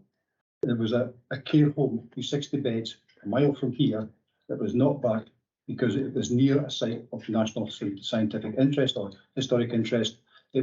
Never mind the fact that the Dalbeattie Road runs right through the middle of it. That didn't count, and it got knocked back by councillors on planning grounds on the recommendation of planning officers. So I think if I was to say to you, let's be a bit more ambitious here, right? Because there's another paper coming to council next week, Andy, right, about the next period of the development of the IGB. Is instead of having to go saying, can you use that money, given that there is, I think, 65 million over 3 years for strategic housing development in Dumfries and Galloway, right? And it's to be for extra care, whatever all the different things it would be, right? Because that's where the money needs to go. But we can't direct, no, because it's not in the plan, right? So if I was sitting here full time, sitting in Andy's place and everything else, I'd be advocating that what we should be actually pushing for is strategic planning comes into the IGB, because it's not just people who've got care needs. Right? But if I was to speak to Ken or Gracie as GP or former GP and physicians, the vast majority of the people they deal with, they don't live in care homes. They live in houses, just ordinary houses. Right? So if you don't sort out the houses, you don't sort out their living conditions, you don't sort out their whole way of living, their lifestyle, everything else. And of course, we come into the back of that, and I don't want to pinch your thunder here. Transport comes into it, right? I sat next to Phil Jones when he was chair, and Jeff Ace, who's still just about, I think, the chief executive, just about to retire, at the community planning partnership 10 years ago when we talked about that. 10 years ago, and we're still talking about it. For God's sake, let's get it sorted. Sorry, I finished it. Could I just say, Andy, I mean, I think the point you make there is actually the recommendation is about ensuring the need for housing and facility development to support health and social care delivery is fully reflected in the opportunities for the repurposing of existing council and NHS properties as well. So I think that within the body of that, I think that's what we're talking about. We're talking about that, but I think your suggestion of perhaps having planning on here is very worthwhile. It's maybe something that as a board we should be considering. I think I can very quickly, right? Because the strategic plan officer is a really good guy, very capable, right? But he's third tier council. Hey, he can't come here and make a decision. He can't come here and make a promise. He has to then go back to his second tier, who then has to go to the top tier. Right, so you get what I'm getting at here, but it's different for the social work team on the call here. And the other issue, about planning as well, Gollum's just fallen foul of it as well, because we don't want it in my back door up at the Crichton, so we need to sort it, we need to get involved. Okay. Well, I've got a number of people wanting to amend. If we can have Kim first. It's good and good. Thanks, Andy. Just a general question. Really interesting to listen to the conversation in the room, and I'm just wondering, clearly this conversation that we are having today highlights that some aspects were potentially not captured during the consultation process. And I know, I realize this is an ongoing process anyway, and we're at the very beginning still of the process, but I'm just wondering if we have any indication or any idea if there are any areas that we might have missed or not gotten feedback from, or any particular sectors that we might have underrepresented during the consultation process, which we might need to be aware of. Thank you. Yeah, thanks, Kim. I mean, having read through it, the range and breadth of consultation appears to be sufficient, I would have thought, but there's always somebody who'll slip through. Viv, do you want to make some sort of contribution to that? Yeah, and I did very much provide opportunities for people to do that, and we had, as I say, colleagues from Healthcare Improvement Scotland who have a role around the national standards to support us in taking that forward. And I suppose I'm always, Kim, really happy to hear where there are places that we've maybe not quite got to or not taken things forward from that. I know and recall from the Integration Joint Board when I was here last time with the engagement, if there was a request to make sure that we were engaging with people whose voices are seldom heard. And I think we've set out the efforts that we made to do that and take that, and we don't always get folks that come forward with that.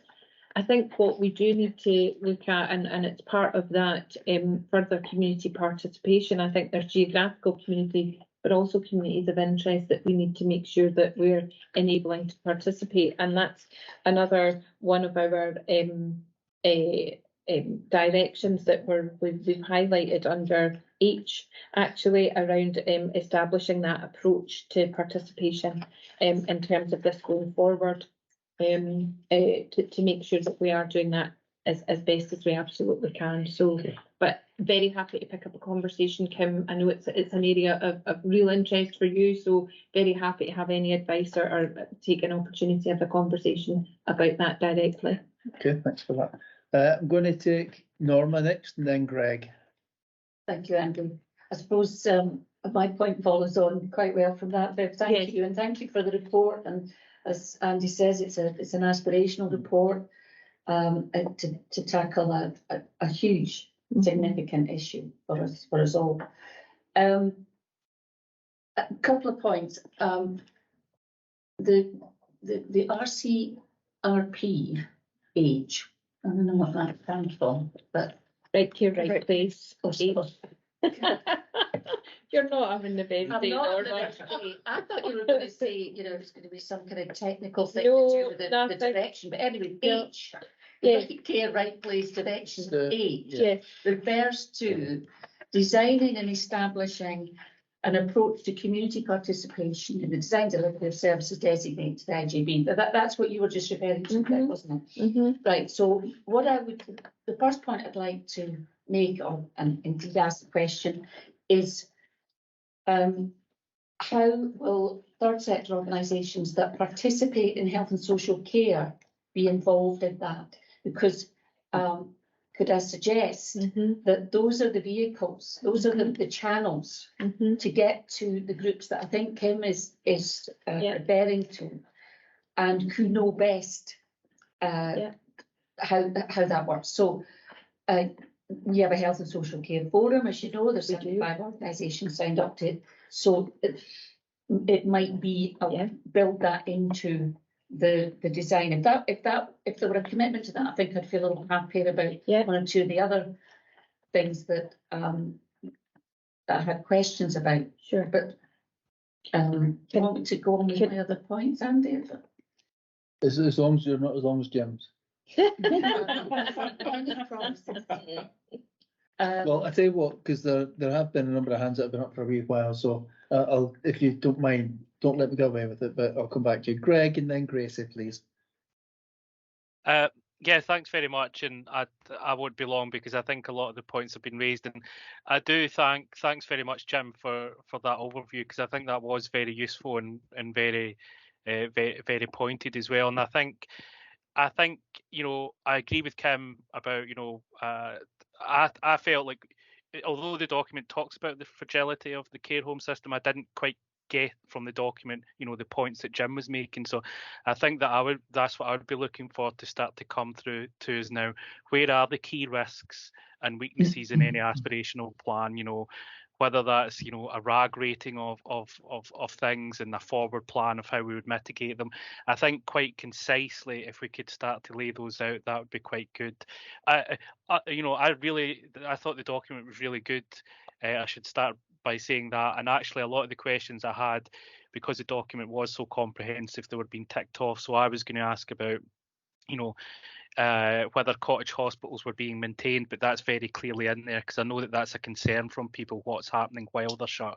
So I think that's a really good thing, that we're reassuring the public that the conversation is still ongoing and they're part of that. I think probably, and I'm always concerned about transport, living and up on this scale, transport as a real weakness that's sometimes not always acknowledged. 20 miles as a game changer, I think up here. So it's great to see that, and I think it's great that Andy mentioned having that included more strongly in future. I think my final point would be it's probably a little point, but it's building, I think, again on Kim and Norma's point, is you talk in the document 3117 about regular panel meetings and things like that.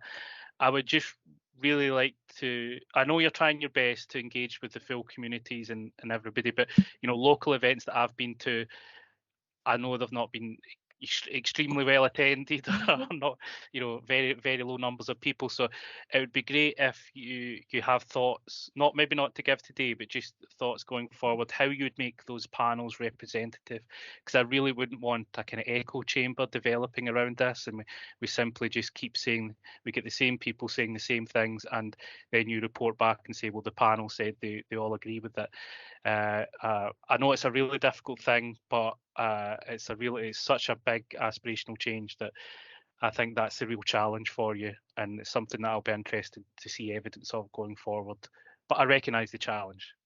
So thank you. Thanks for that, Greg. Come back on those, because those are really linked, I think, just in terms of that around what Norma said, and similarly what Greg there. So I think really important to recognise that the Integration Joint Board strategy on participation engagement is really clear about making sure that we make best use of existing networks, groups, and so on, in terms of enabling that spread. And I think that Rod and I have not wanted to have any more conversations sort of preempting what might come out of today. So taking that into our conversation will be really really helpful. for us to kind of think about that. And I think you're really right, Greg, in terms of some of the events where there were really big rooms with very few people in. And I think that there's, if I can say, I think we've done, over the 6 years that I've worked in planning, we've done quite a lot of engagement and consultation for a number of different plans that we've developed. And I think actually there's a challenge that we need to all take in terms of how we deliver against those plans, because people have been telling us for years the things that are important to them, and we perhaps haven't gone as far as we might in terms of being able to deliver that in a timely fashion. And I think that's certainly part of the rationale for making sure that we were including within this paper to you some seeking support for some quick actions that we're going to actually demonstrate that we're listening to those communities and taking that forward. And I think that's one of our key learning points, I think, over the time, is that we need to be able to respond not just with a paper that sets out, but that actually we're taking forward what it is that people are telling us and acting on that. So I guess that would be my part there. And yeah, really think it is difficult in terms of making sure that not only communities but also our staff groups and our stakeholder partners have got opportunity to feed in. So thank you. Lucy? Is it's difficult to see a future clearly. And I think it was Rebecca said that we are in a kind of a weaker place. And we're not ever going to be 100% ready for change. I acknowledge Jen's comments very much.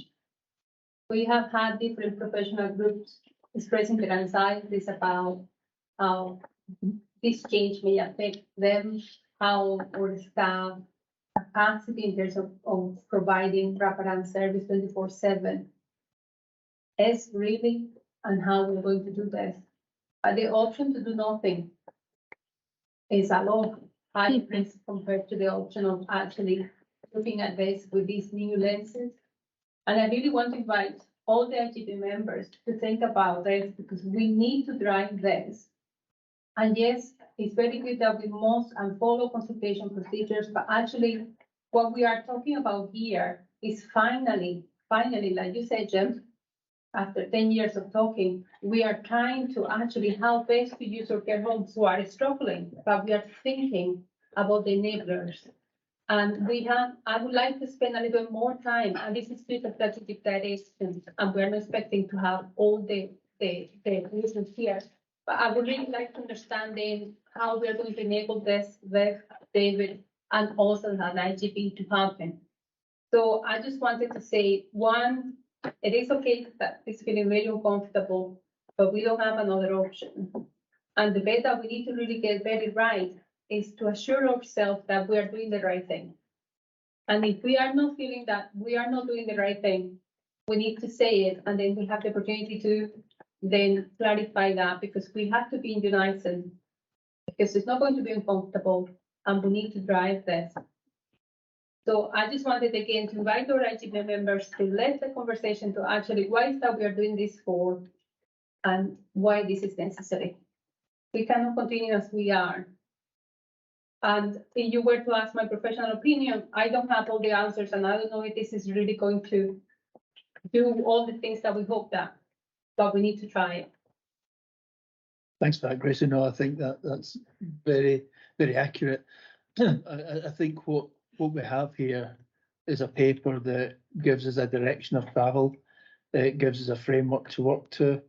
It encompasses all the elements I can think of that we need to consider in relation to how we do progress this.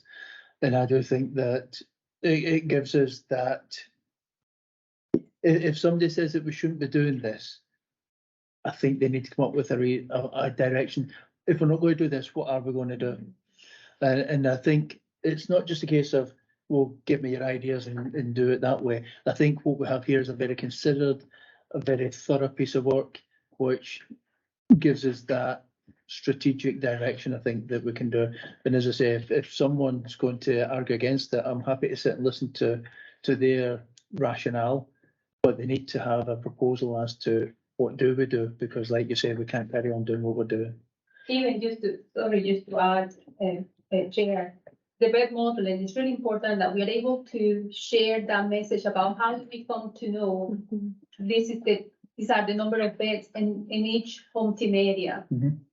Because sometimes that message doesn't get across and we use the same arguments over and over again. So it moves again from expert opinion to actually anecdote.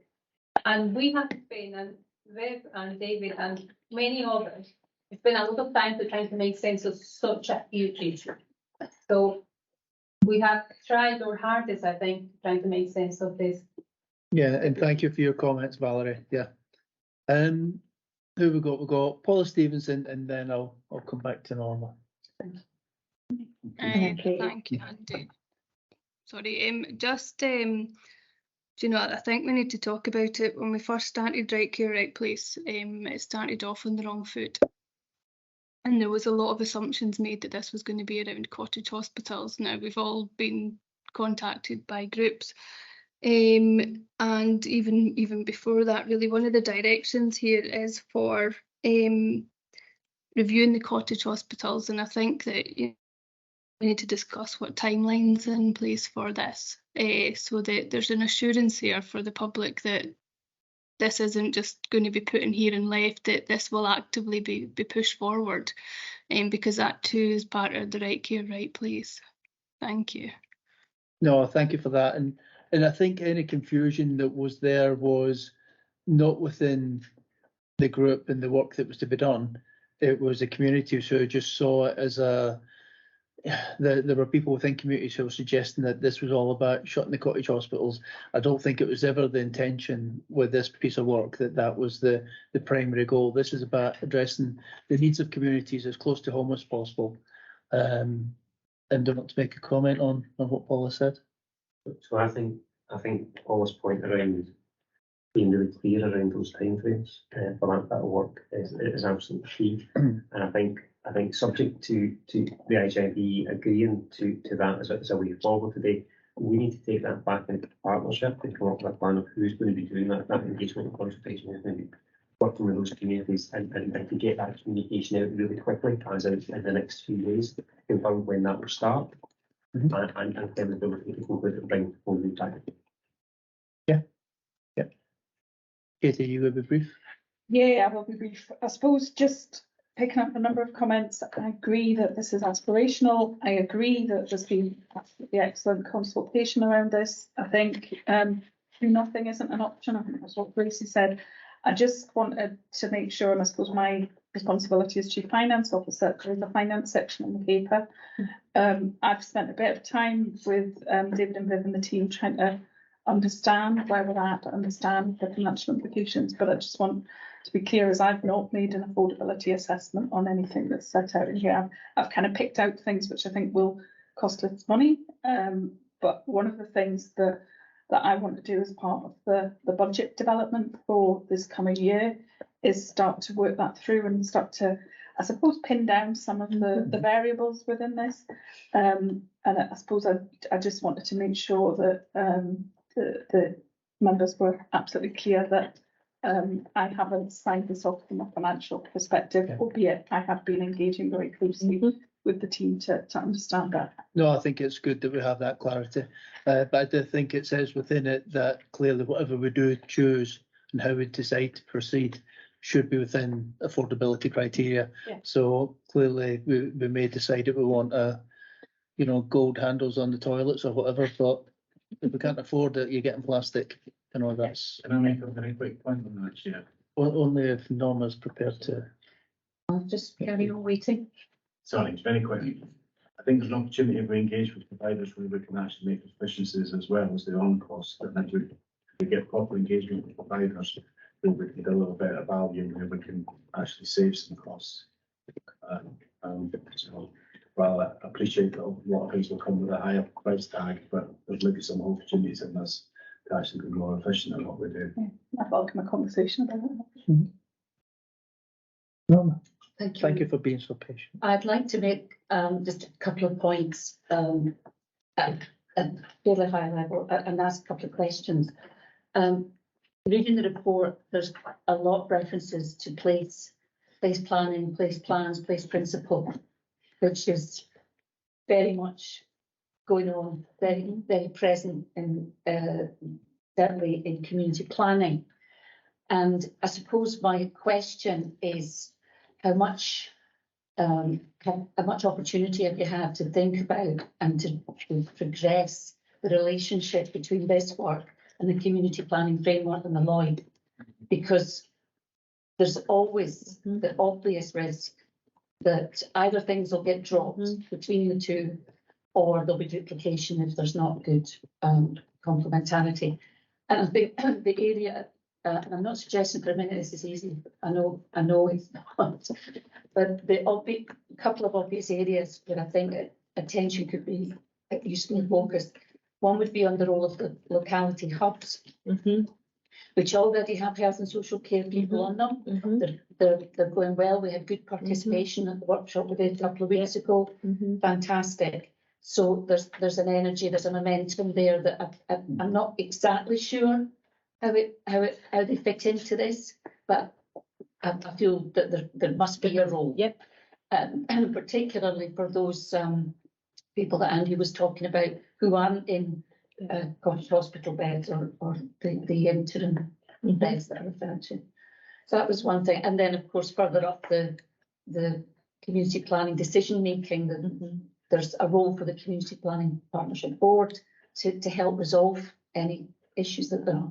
But the other area, just going to finish on this one, you'll not be surprised to know the other area that is in danger of dropping between the two frameworks is community transport. And I know you've all heard me talk about this many times, so I'm not going to get into a lot of detail, but and I do know there's a pilot, of course, the pilot that's going on that David Bryson's involved in is.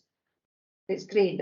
I believe it's making progress. I'm not quite sure. I think it's still early days, isn't it? But that's great. On its own, that ain't going to solve or fill the space that's referred to or implied in this report that community transport could play.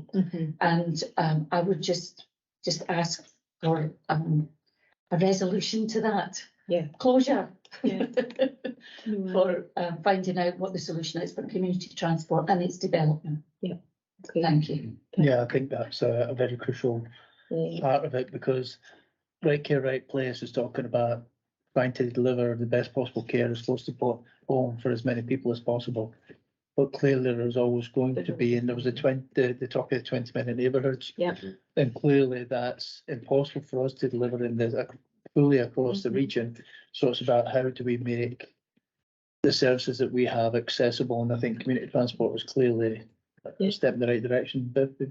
No, absolutely. No, thanks, thanks, Norma. I think a couple of things around the Lloyd Community Planning Partnership and place planning. So over the course of the last, I want to say 6 months or so, I'm actually a member now of the Place Planning Partnership, so have a seat at that table around the discussions of about what that looks like and how we take that forward. I know that Valerie is part of the Community Planning Partnership, so we've got that there. And I actually think, Norma, over the course of I think probably since COVID, actually, we're starting to see some of those relationships solidify a bit more than maybe they had been before, where we're recognising the interconnectedness between the different areas of work that we're in, and I think a real willingness to bring our work together. The locality hubs that you mentioned, absolutely, and we made great use of them through the engagement and consultation work. Naomi and colleagues there really helped us around that from there.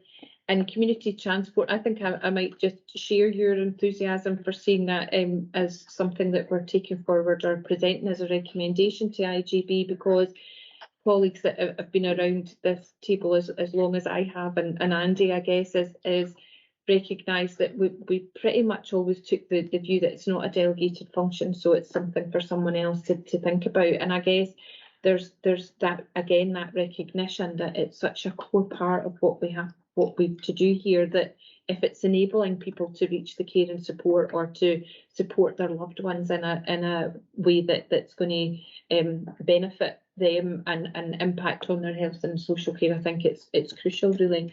So I'm really happy that we're bringing that forward as a recommendation to bring forward. And I think there's also wider work that's happening across the Community Health and Social Care Partners Directorate around how we pull that, and Ewan from my team's looking at a range of different things that could, within the Integration Joint Board model of care, if we think about those first circles about that community and what those assets and resources that are there that support that community resilience, that we can take that forward. And I think another enabler is, alongside the transport, has got to be around our digital offering, and how we move that forward and support people to engage with the care and support that they need in that way, or how they can use that to remain connected to their communities in the way that they've told us is important. So I think I feel quite optimistic around some of those enablers, Norma, and I think that we've started through some of the digital work that we've been doing, and we plug maybe for the event that Ewan's got going on the 23rd of October for Integration Joint Board members, for our committee and for staff and everything, to really start moving us forward from talking about it to really embedding what we're doing with some of that as a key enabler going forward. So yeah, lots of really good points, Norma, and hopeful that we're going to take those pieces of work forward. They're certainly on our work plan. Excellent, thanks. Anyone else? Yeah. Thanks for the chat, Danny. No, I echo a lot of comments people made to thank you, Stefan's team. So I think it's a fantastic piece of work, and I know how much effort has gone into it. And I guess it just, it represents what there's so much working on at the moment that's so complex, and coming out of the pandemic, things we probably should have been doing for a long time, but this is, really your engagement now, and it's great to see, but it is difficult. And what I see is you're building relationships, across communities with the public's probably the main one, and that's the hardest one. And I know that it's an ongoing task, but that we need to get that trust in the communities that what we're trying to do here is the right thing. And that comes through, and getting along, particularly Jim, really what you're saying about the care home sector. I know there's work to be done and support there, but it's something I think we're going in the right way. So that is really great. Thanks so much for really hard work. No, thanks, Pat. Yeah. Anyone else? No? Oh, Stephanie. It's coming from an operational perspective. Just I've heard the word aspirational quite a lot this afternoon, which in terms of a medium and longer term plan. But I just want to put a wee bit of realism in about this. So the general manager working day in, day out, failing people every day in terms of they're in the wrong place, and we're not getting it right for them. I really feel this paper, in particular year one, gives us that opportunity to look at a bed-based model. It buys us a bit of time in terms of being able to work that medium and long-term plan through. In terms of right now, as of the 1st of September, in our cottage hospital alone, there was 56 people that shouldn't have been there. So that's 67% of the bed base in terms of, and that's just the cottage hospitals. I haven't included GRI in that. So it's putting a wee bit of context round about, so that every day I've got to live with that. The last thing I want to come here is this time next year, and that's still sitting at 67%, or even a bigger percentage of people that we've got in the wrong place. Year one, I don't think is aspirational. I think it's realistic in terms of providing some beds to test out the theory alongside our partners, in particular working closely with our care home partners, who look and see what is achievable and what is the art, is it possible with this flexible bed model. Then I don't know if it's going to work completely in terms of some of the challenges that is described quite rightly so, but I think it'd be remiss of me to sit here and not have a voice in terms of that operational model, because actually gives me some hope in terms of that year one and being able to deliver something for the partnership and start to actually make sure that we are not continuing to fail people in the way we are at this point in time. Thank you. No, thank you for that, Stephanie. I think one of the things that I've taken from what you said there is we're sitting at 67% just now, and we don't want to be here this time next year sitting there. And I think that's perhaps a measure that we can have a look at, but I think it also needs to be in the context of what the bigger picture is. You know, because it could be that it drops because we've actually got so many more, or it could be it drops because actually we're dealing with the problem. So I think, you know, it's not just a figure, it's about what information and data lies behind that. And I think that's a very useful approach to perhaps start with. And very quickly, I think I used the word aspirational at the very start of this, is that the realism is that if it's a new premise we're talking about, from thinking about it today to building it is at least a year. By the time you get through planning, by the time you get through build, by the time you get through procurement, whoever's doing it, and then build and then get it ready, registered and everything else. That's why I was saying it's aspirational. And we should, yes, you're absolutely, we should be working towards it. And it's why when Jim was saying there, we need maybe a revised audit of what's actually out there and what we can do is probably the best step. And that's why I have Steph more than anything, because we can't magic up beds. Yeah. We can't magic up new premises all over the place because there is a time bar and how long it takes it to get through, which is why, again, I was talking about this planning and why we need to embrace the planning part. Okay. So Andy, just to pick up on that, and I think this is a paper that genuinely operates across the three horizons. So going back to Andy's earlier point around LDP 3 being referenced in here, think right and proper, because we're actually looking at what our community needs are going to be out to 2055. So we do need to influence LDP 3 to think about how we bring that on in the longer term. We also reference in here the medium-term commissioning plan, and that's a bit that I completely agree with Andy and this point on that it takes time to put new build in place. It takes time to get planning permission for extension. And that medium-term plan in my head is probably actually more realistic than 3 years, rather than 1 year. The realistic Horizon 1 piece that Steph's referring to is those the reuse of 31 beds within the current infrastructure that's available to us of the year 1 commissioning plan. So that's where I think that the realism in this paper absolutely is. The ambition and the aspiration lies in that medium term and the longer term one. Okay. No, I fully understand what you're saying, and I agree with it completely. If there's no one else at the moment, I'd just like to sort of say, David and I have had a conversation about an email that I received in relation to Kirkcudbright Cottage Hospital in particular, and what I'd like to do is rather than dealing with it here, ask David if he could make contact with the writer, address the points. I believe that most of their questions can be addressed within the context and within the content of the paper that you've produced. So if you could do that, I'd be very grateful. And what I'd just like to say is, just to round up what everybody else has said, is excellent piece of work. It's quite clear the amount of work and involved, staff have been involved, and really commend it. So really, it's to go up to you as members of the board. I don't intend reading through all the recommendations. I know that you've all read them and you see them, but I'll be talking till it's dark. But we've got a number of recommendations. Confirm the process to date associated outputs are consistent with the project mandate. Anyone contrary to that? Confirm that the process of engagement and participation and the consultation process itself have been conducted appropriately and in a way that's proportionate to subject matter. So I think that's probably touching on Kim's point of the range of consultation. Note consultation activities and outcomes, including relevant impact assessments, etc., etc. Is there any of the recommendations or points for approval that anyone has any issue with and wouldn't agree with and wants to raise issue with?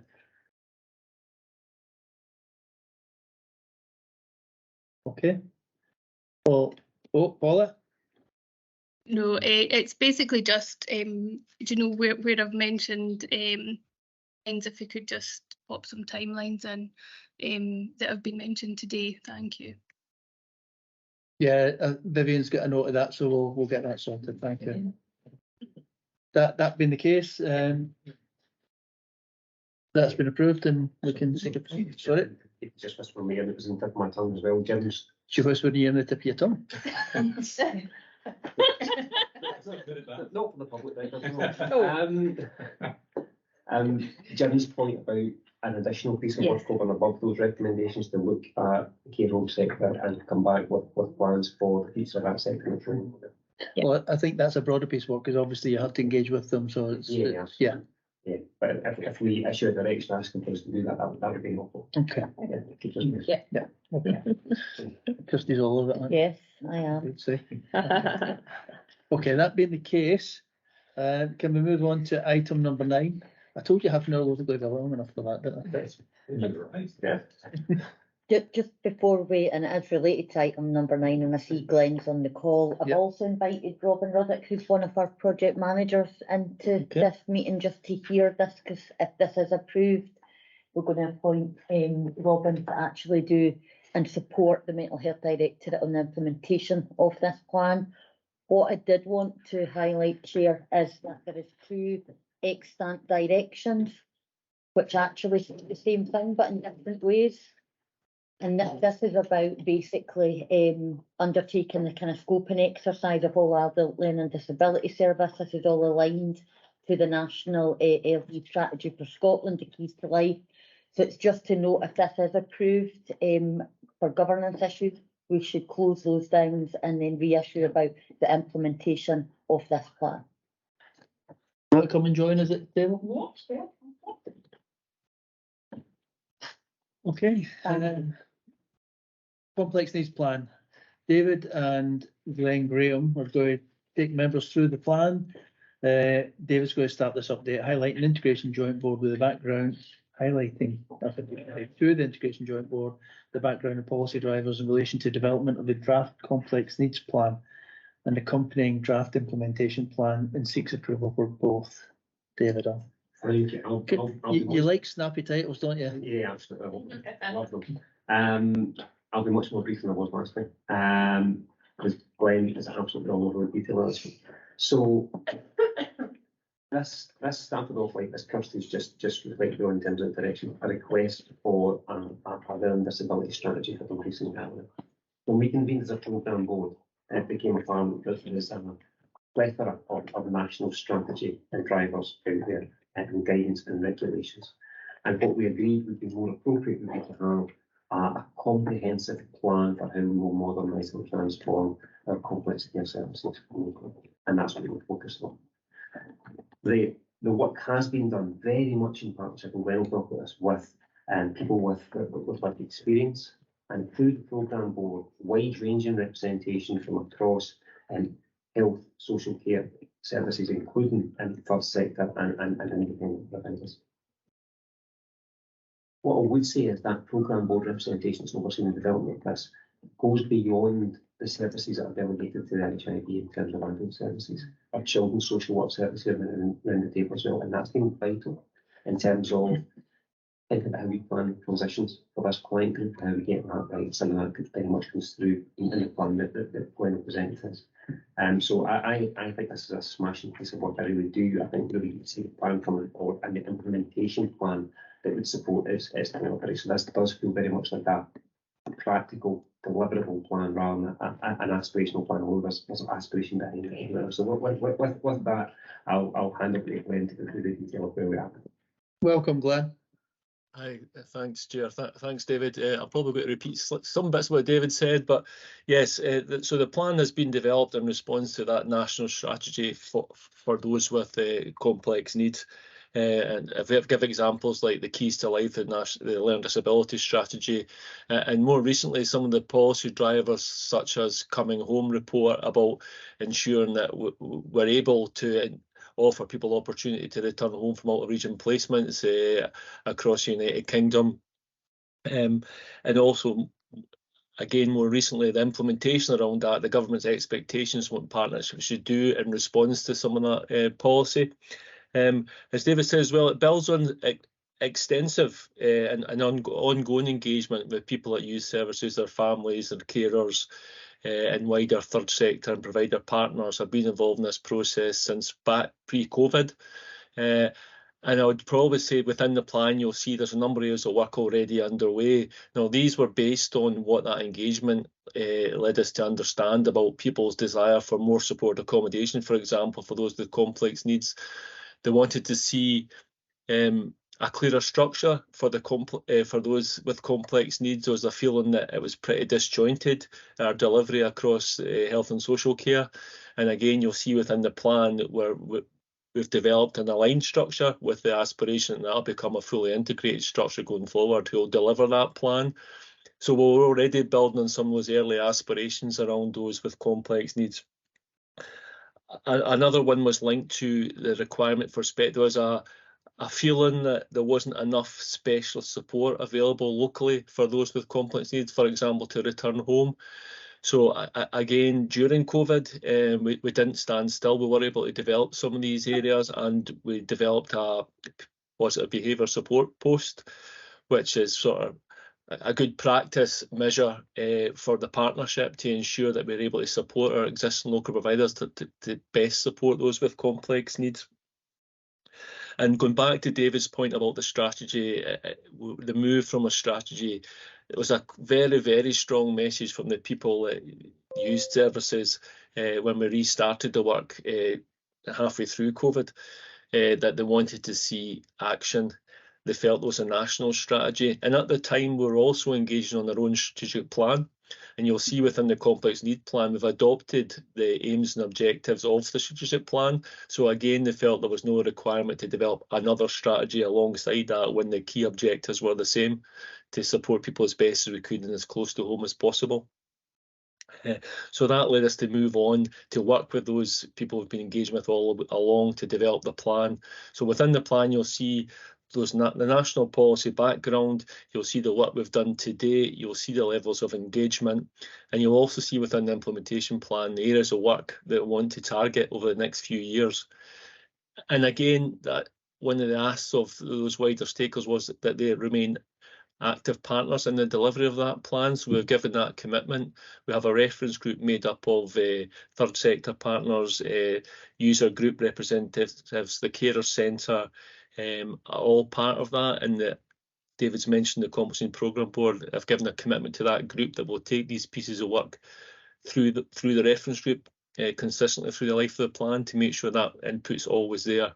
And I think we've already given a commitment that plan is a live document, and it'll be subject to change depending on those national policies and local needs as we go through it. So I probably won't say much more than that. I understand you've had a long meeting, so I'm happy to take any questions in relation to the plan or its implementation. Okay, open to the floor. Any questions for Glenn? David? Andy? Obviously, I'm standing today and I've not really had a chance to look in any depth at this paper, but hi Glenn, it's nice to see you again. What we're doing is the transition to children's service to the adult service. That's still legislation, isn't it? So how is that getting dealt with within the plan going forward? Yeah, and it is in that we've got an implementation plan. You'll see this transition work. It's already started, Andy. There's a transition work already underway between adult services and children's services around that. The work's live. It's in the implementation plan. And one of the asks from we did some sessions on any gaps in the plan before we brought it for final approval, and that was one of the areas to try and put a bit more detail around that part of it. So it is in the plan, Andy. Obviously, we're dealing with the plan in the mains for adults because it's an adult services plan, but we recognise transition is a key part of that, and we'll continue to work with those colleagues and children and families to get that right, and our health colleagues in that as well. So that is in there, Andy, and that we continue to develop. And with if the National Care Service continues to evolve and that comes forward, that might bring some change, but we've certainly recognised the importance of having it in there, and that work's got to continue and got to improve as well. If I give an example, Andy, of housing, for example, we're trying to map those people with complex needs across the region. You'll see in the plan there's a new national register, and for us, part of that is making sure we get sight of those young people coming through. So it is important that we know who they are and what their needs are going to be. So yes is the answer, Andy. Sorry. Just very quickly to back that up. So I'm looking at kind of Rebecca as well. Wake her up there. You know, what about the school service? Because in the past there was always a bit of let's how we say that's my job. It used to creep in.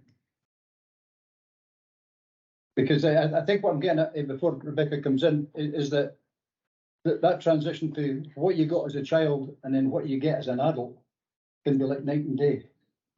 And it's how you manage that bit there. If you've got a Rolls Royce package into school and then you come out into adult care and it's maybe it's more like a ladder or a Ford Escort or something, if you get my drift, where it's not a bad service. It's just know the high quality or the extensive service you got when you're in schools. Do you want to come back on that, Glenn, before we introduce Rebecca? Yeah, I'll probably hopefully say something similar to what Rebecca was going to say. I think part of that learning, Andy, is getting that transition, having those discussions to understand what people have had and what they want. But what I would say through the engagement, what people who use services say to us quite a lot is they don't necessarily want a service land solution a lot of times, and part within the implementation plan, again, we've got to look at what wider opportunities are for people, particularly young people, around training and employment and volunteering, because there's a bit of, it's not always a service land answer. So when we learned during COVID that out of necessity, people had to do other things, because we just didn't have the staff or there wasn't the service available for individuals. And particularly for some of those young people, they did go out and take up other activities and do other things during the day that where historically they might have had a service land solution. So I'm not answering your question 100%, Andy. I'm not saying I'll let Rebecca answer the part about any significant difference, but I think the important thing is working with our colleagues to make sure we get the best picture of what that young person's outcomes are, rather than, going down it into, I suppose, measuring what we're given, so I'll let Rebecca come in on that. Rebecca. Thanks, Glenn. And Andy, how dare you wake me up? It's just rude beyond belief. But anyway, we'll leave that there. It's not for me to speak for children and families social work, but what I can say is that we are working much more closely with our children and families colleagues. We have a specific group that's now engaged in the work round about transitions, and that includes partners from education as well, where we are also looking to utilise the lived experience of young people. So I think that's something that's really important to, as Glenn has said, it's not just about what we as a service can offer, it's about what young people actually want from a service, and on many occasions don't want from a service, because young people, their preferences is not to have statutory service involvement. So we do need to think very carefully about what our third sector and voluntary colleagues can offer and bring to the table. So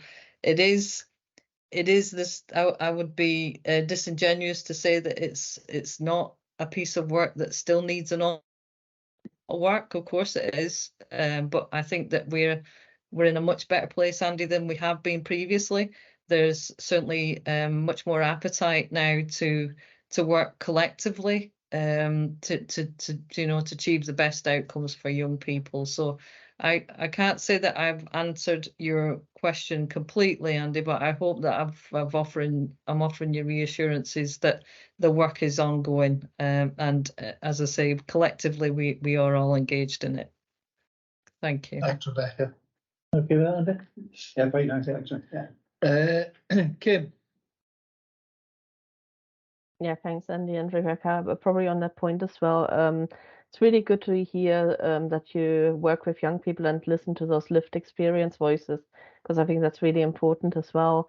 I'm just wondering how we tie in with national programs. And this might have happened too recently for this particular report that is presented today. But I know that, for example, the ILF, the Independent Living Fund, it's been announced that has been reopened or will be reopening from, I believe, April next year onwards, which is really really valuable and important program for young people, especially in that transition period. So I'm wondering if that's something that's been considered already.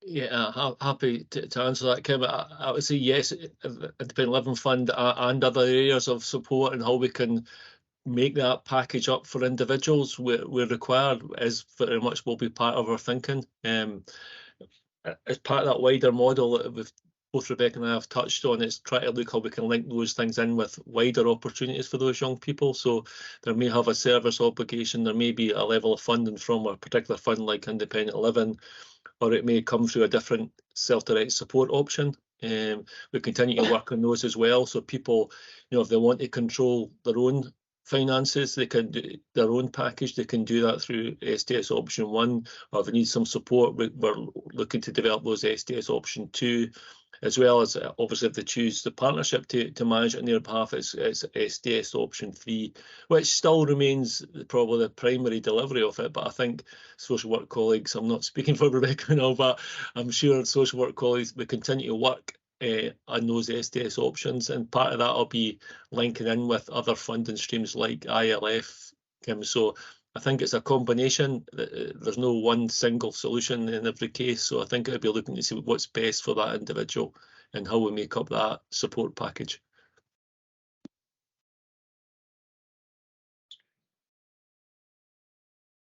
Okay with that? Okay. Yeah, thank you very much, Glenn. That's okay. Okay, thanks, Kim.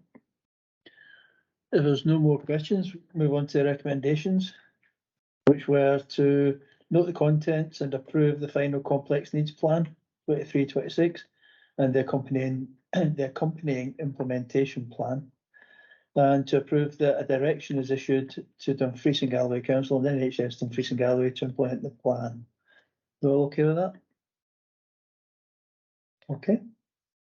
Thank you very much. If you could take care of that, Kirsty. Some of you may have seen that I got out of my chair a second ago and probably direct us to Greg, because Greg, when you raised the issue of the ADP plan, the Alcohol Drugs Partnership plan, we agreed that it hadn't been delegated to your committee. However, I'm concerned as to whether or not we did actually approve it here. Can you recollect?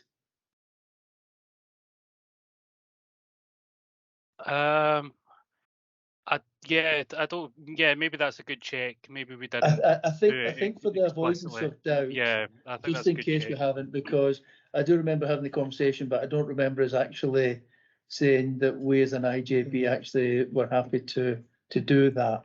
So can I raise that just now, just to make sure, and ask if there is anyone who wouldn't approve it? Kim?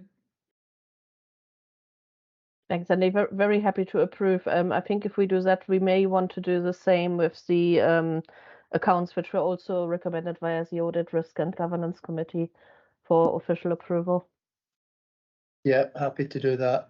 So looking for approval or any dissenting voices in relation to the Alcohol Drugs Partnership Plan and the audit accounts.